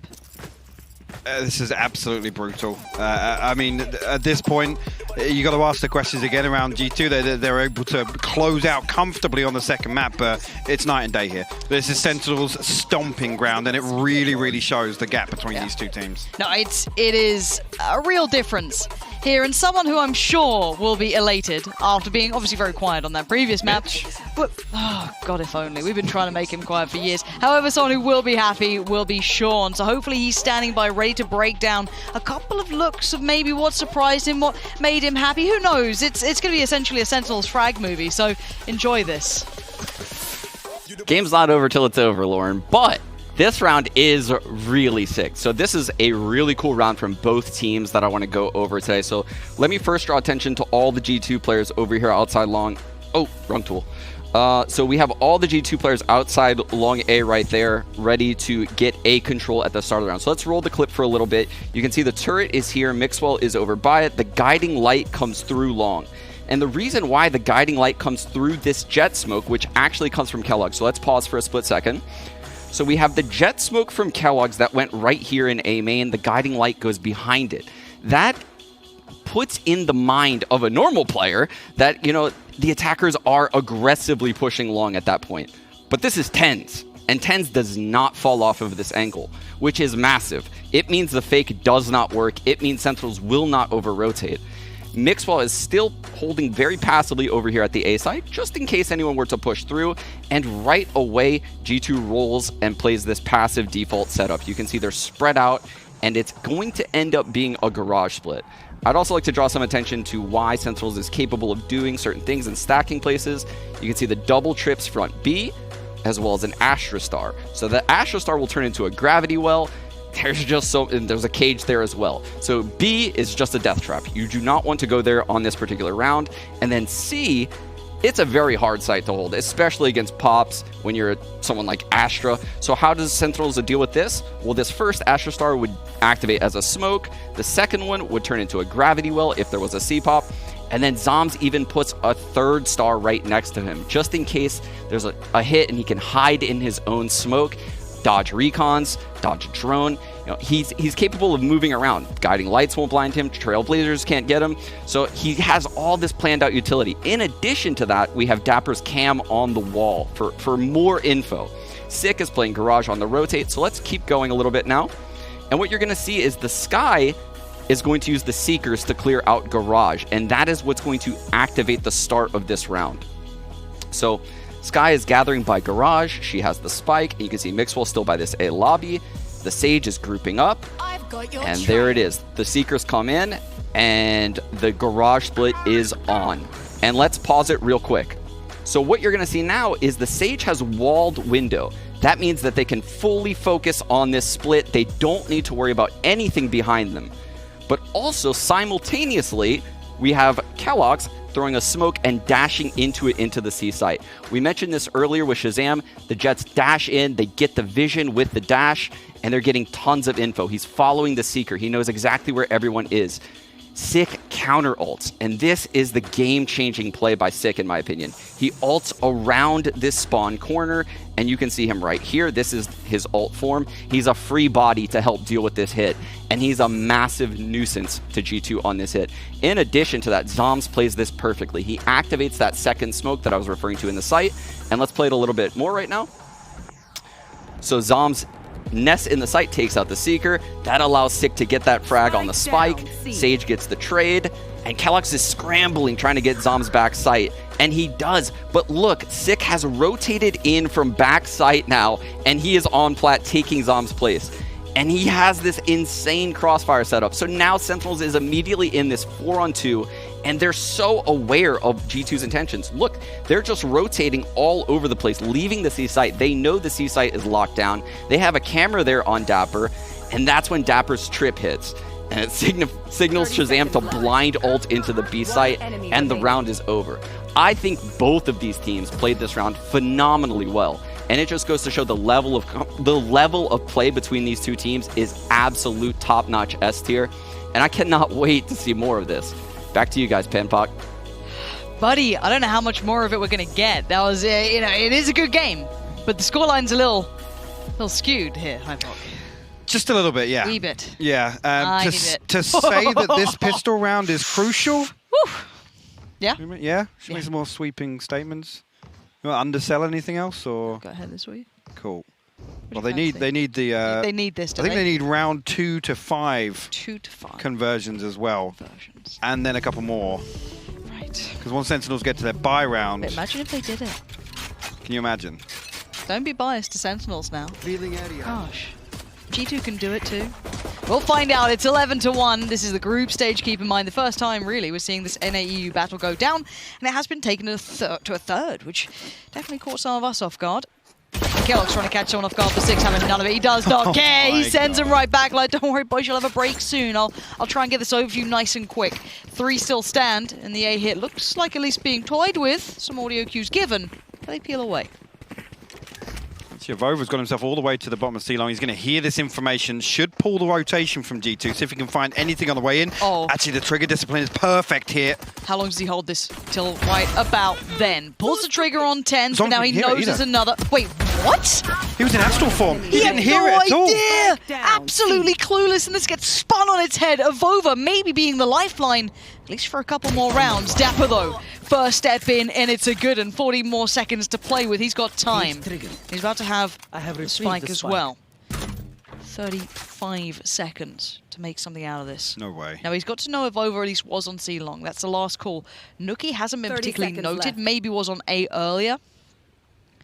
Now, 25 seconds. What does he do with this? Yeah, actually, Nookie's close enough to hear that spy cam activation as well, so he's going to go hunting, but Dapper, meanwhile, has free access to A site. Now, where would he post plant this? Okay, so the closest plant he can. Does he? Do you think Just he do a just split. slip back to CT? No, he can't. Oh, I was going to say. If Dapper went for the push there, actually the opportunity to open this up. Yeah, exactly. I thought maybe he'd slip back in for that CT push, but no. Still going to find a 1v1. Right, he is finding that 1v1. Now he's being encroached on by Avova, who's the absolute difference maker and timing's everything. Dapper now needs to turn, and Avova saved it. He's given them just one breath in this. 11-2.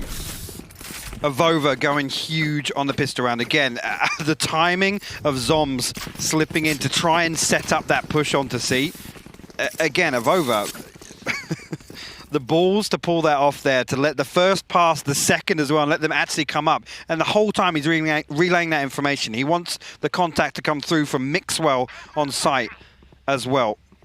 Sentinels, they're going to throw a couple of bits and bobs into this round. It's not. Reconsidered, actually. Yeah, just it looked like 3 sheriffs and 10s, obviously, with that budget operator, but why not? Always seems to find a bit of value with it, but Kellogg's feeling bold enough to go for a walkabout. Dapper taking a chunk of damage here. And this should be a free one. It is. Kellogg's going to get him in combination with that Sky utility coming through sewer. It will draw the attention of the others, but 10s. There's a reason we say there's a value to always him having this seemingly in his hands at very bare minimum, and you can see as to why. Look at the utility in Garage. Sick decides to push on through Shazam. On red alert here, just in case Kellogg's comes through. Sick actually going to note the alarm bot here. Actually going to smoke it off, so interesting. Maybe have to slip through. This is huge, actually. Now, luckily for G2, Avova is very, very sharp in this. Mixwell's got his back, and the calls are being made. There it is for stand. And they take another step. Need that back. Actually, a good opportunity here for G2 to come through, ride some of that lesser weaponry. See, I mean, 10's only player on Sentinels, I think, to be sat below 1,000 credits on that previous, but be able to afford the light armor and the rifle. Only one on the side of G2, though, and that's Mixwell. To see here, if G2 are able to maintain this, honestly, Kellogg's again pivotal in that previous round, finding that kill onto Dapper, again controlling a lobby, and he's walking with a Spectre. This is bold, to say the least. Yeah, he's been spotted as well, so needs to fall off that one, but Sick has been so influential in some of Sentinels rounds. Mixwell on the other side here, just trying to buy time. Rotation coming in as well for Kellogg's. Oh, Dapper. Okay. So showing a lot of presence here. That's... I don't know if they've realized it's 2 players. They probably have a good idea now. It might be more than just one. And Kellogg's going to try and sit it on that close angle on that wall side. Mixwell drawing attention towards Heaven, but this is now where it gets problematic. Mixwell's gone down, so Kellogg's is all alone. Tense is going to find it as soon as the smokes drop. Rookie now makes his way up towards Heaven. Sentinel still will pause for a moment, just in case G2 consider trying anything to stop that spike going down. A 4v3 here for Sentinels in the post plant. See if G2 can fight back in. There's the pop flash, here's the push. And 10s is just something else. The man is just built different. Look at him. Gets him to 12. And the war cries out, if you can hear it behind us. This is not just map point, this is match point, series point. This would be the GG now. 6 had a tear, 10's has been on today, but everyone from Sentinels has fired on this map. Absolutely. They've looked flawless through most of this. Again, even the rounds that G2 are able to squeeze out here in the second. So still could have turned the tides. Actually, Mixwell down on a frenzy here because of that purchase in the previous. Tens already with the Blade Storm online. Aldrone straight away up C-Long. I think actually Sick with the run it back as well. They're looking for a full sight hit here. Look at this coming through from Tens and Sick. There's no way to stop him now. Tens is right on the side. He's going to take down Avova and look for the follow-up, but no one dares walk towards him at this point. He is just truly intimidating here. Now the spike can be ferried across. G2 actually get ahead of the curve a little bit. A big flash comes through, but Mixwell unable to find anything. Coldamenta will find Zoms. Seeker's invested. Nuki and Sick will find kills respectively. Kellogg's again responds. G2 actually a 3v2. Yeah, but if Sick and Tens are alive, I'm still not writing off Kellogg's with a banger towards Tens. Now Sick, what you got for us? One flash, he swings it early. Kellogg still holds. G2 gonna make it to 4. Everything but the kitchen sink thrown at that from Sentinels, but I love Zom's reactionary utility there. Again, Tens and Sick, they come up, they run it back, the Blade Storm in unison, but also the utility usage just isolates this player on site. There's no possibility for anybody from G2 to even swing through and try and save Avova. Yeah. Kellogg's lovely work with that flash coming around the corner. Let's see the link. Let's fucking go. Let's freaking go. Let's go. 8 more rounds, guys. Let's do it. I love that. Hey, I want to see it. I want to see it. I don't know if we will. I want to, though. Yeah, I'm with you. Let's go see how far we can take this then. 4-12 is the current scoreline. It is a mountain. And already, Nuki's found Tens.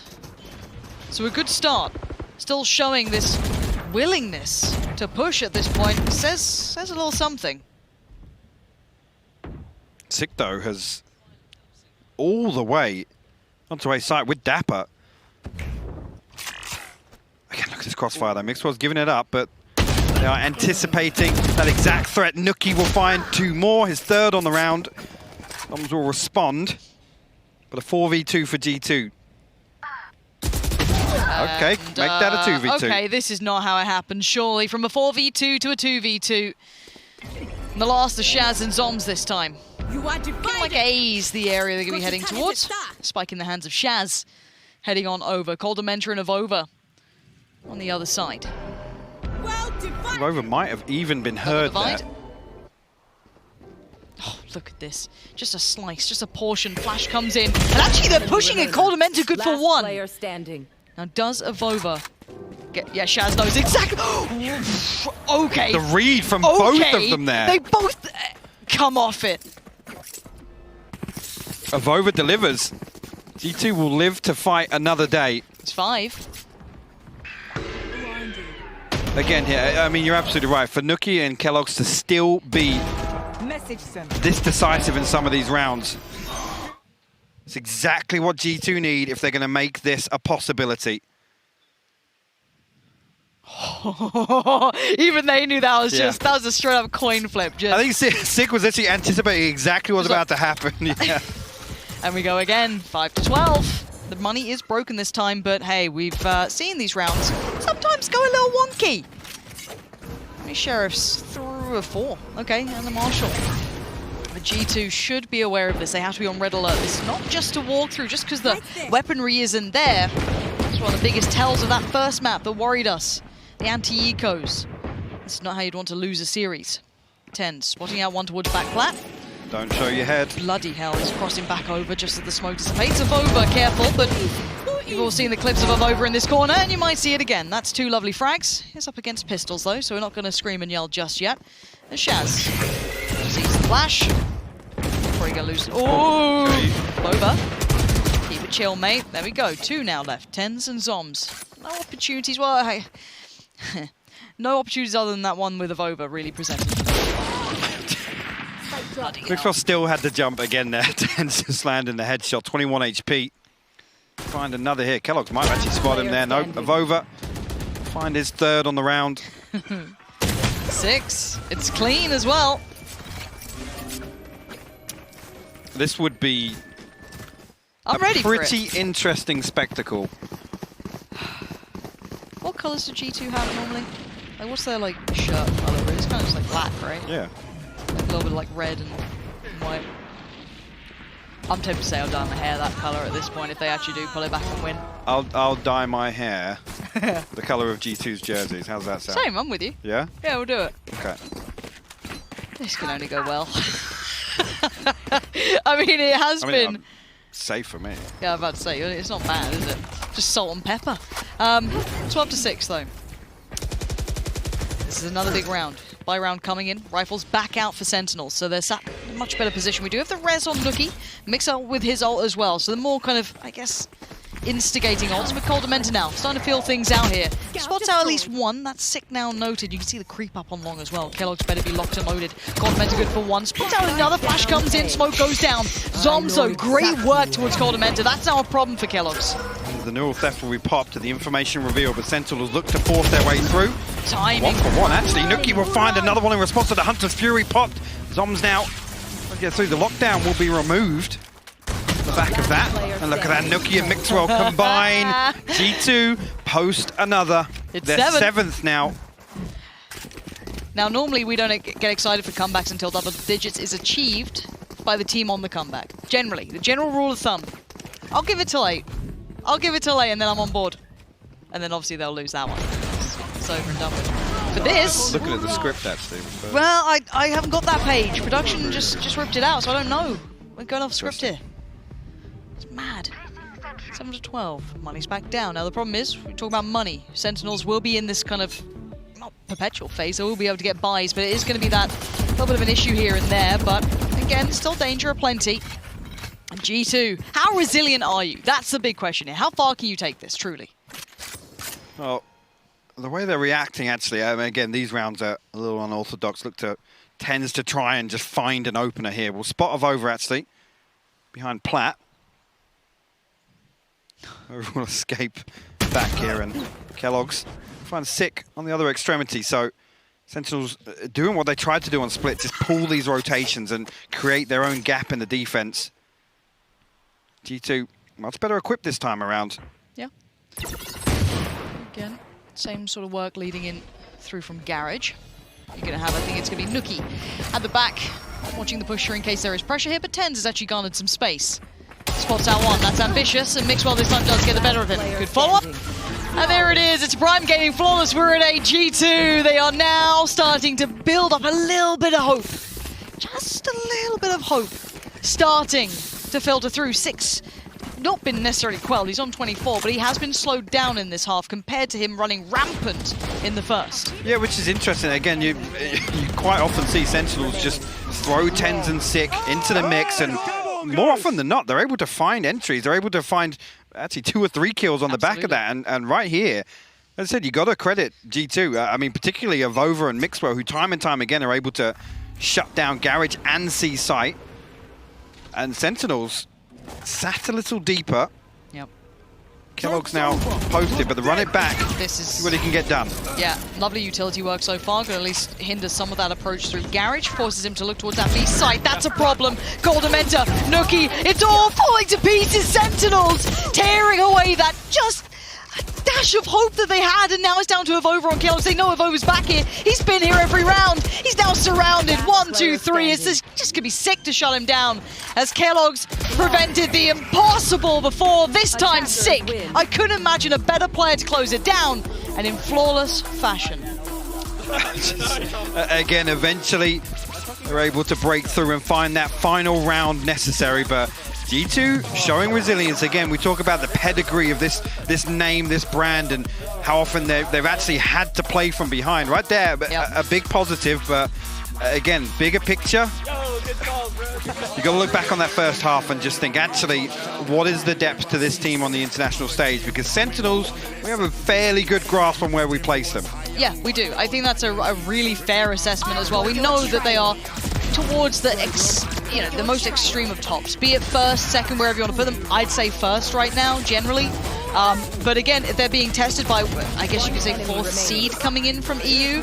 That's not a bad look. Now, bear in mind, that final map, the side-by-side comparison, that first half to the second, was was night and day, but I imagine if they got a little more buffer on G2, could they have stretched it further? But then again, how many rounds did Sick just get them in that sort of, explosive style he was bringing? It was actually flawless. Yeah, it was. And the big difference being, again, when you call towards those kind of usual suspects, and I got to credit Nuki for the performance on map 2. Effectively, I got to say, you got to credit most of this map 3 even being a reality on him and his performance on Icebox. But right here, Sentinels just showing why they're a cut above. They are worlds ahead in terms of the level of Valorant we see. And again, Haven is a map where you talk about being able to run circles around them on split. They employed so many similar tactics at that shot. Again, you've seen that a few times where it's just reactionary tendencies just posted, and it's that intuition that Sentinels have where they're constantly, they don't even need to be given the information. They're able to just position accordingly. At least the vibes were good. The vibes were immaculate, and again, a celebration of both regions in my eyes. We get to see Sentinels come back in, looking as good as when they left off. I think Reykjavik was, if anything, just a question mark of, okay, can they now continue this? Are they able to keep that throne? Because we've seen so many other teams, early days, unable to keep that. They dropped it. But these guys still look unfazed, unpressured, and leading the scene. Yeah, absolutely. And you think back to recent performances, there's a blemish or two across regionals. Again, even talk about the Sonics loss on Icebox and then eventually dropping a series to Except. But these guys come out in their first performance, and yes, a 3-mapper. I wouldn't have called that one. No, I'm with you. I would have led towards a straight 2-0. But Sentinels close out. Yep. I think we get a really, really good look at exactly where they're sat coming into Berlin, and it's looking fantastic. I'm with you. I think this will be harder. I think this will be more of a test for Sentinels. Last time it was a flawless run. Already it's a tougher test technically in their first game in groups. I think the caliber here has improved. I think we have a higher quality of teams coming in. And again, for G2, let's flip that switch as well. The team that just took on Sentinels, who came in with a question mark hanging above their head of which form do we see? What sort of team do we see? They're a team that actually took a map off Sentinels at LAN, which is, honestly, not a bad accolade considering how flawless Sentinels have been recently. Absolutely. I mean, a testament in itself. And to say that we came out of the first series from G2 having certain questions about maybe stumbling and maybe not being on their A game, I guess is the term to apply there. So to come and do the same thing versus Sentinels, brilliant to see. Again, there's lots of issues to fix though. And I keep coming back to this composition question with G2 of if they need Kellogg's to come online, that supports the system. It needs work. It needs real work. Yeah, there's plenty to kind of take back and maybe work on in the future for G2, just going forward. Again, the group stage is grueling. There's a lot more to be seen. But speaking of things we have to see, it will be the Prime Gaming match highlights for you guys to have a little look back on, refresh your minds, because this was a long series and we've still got more to go.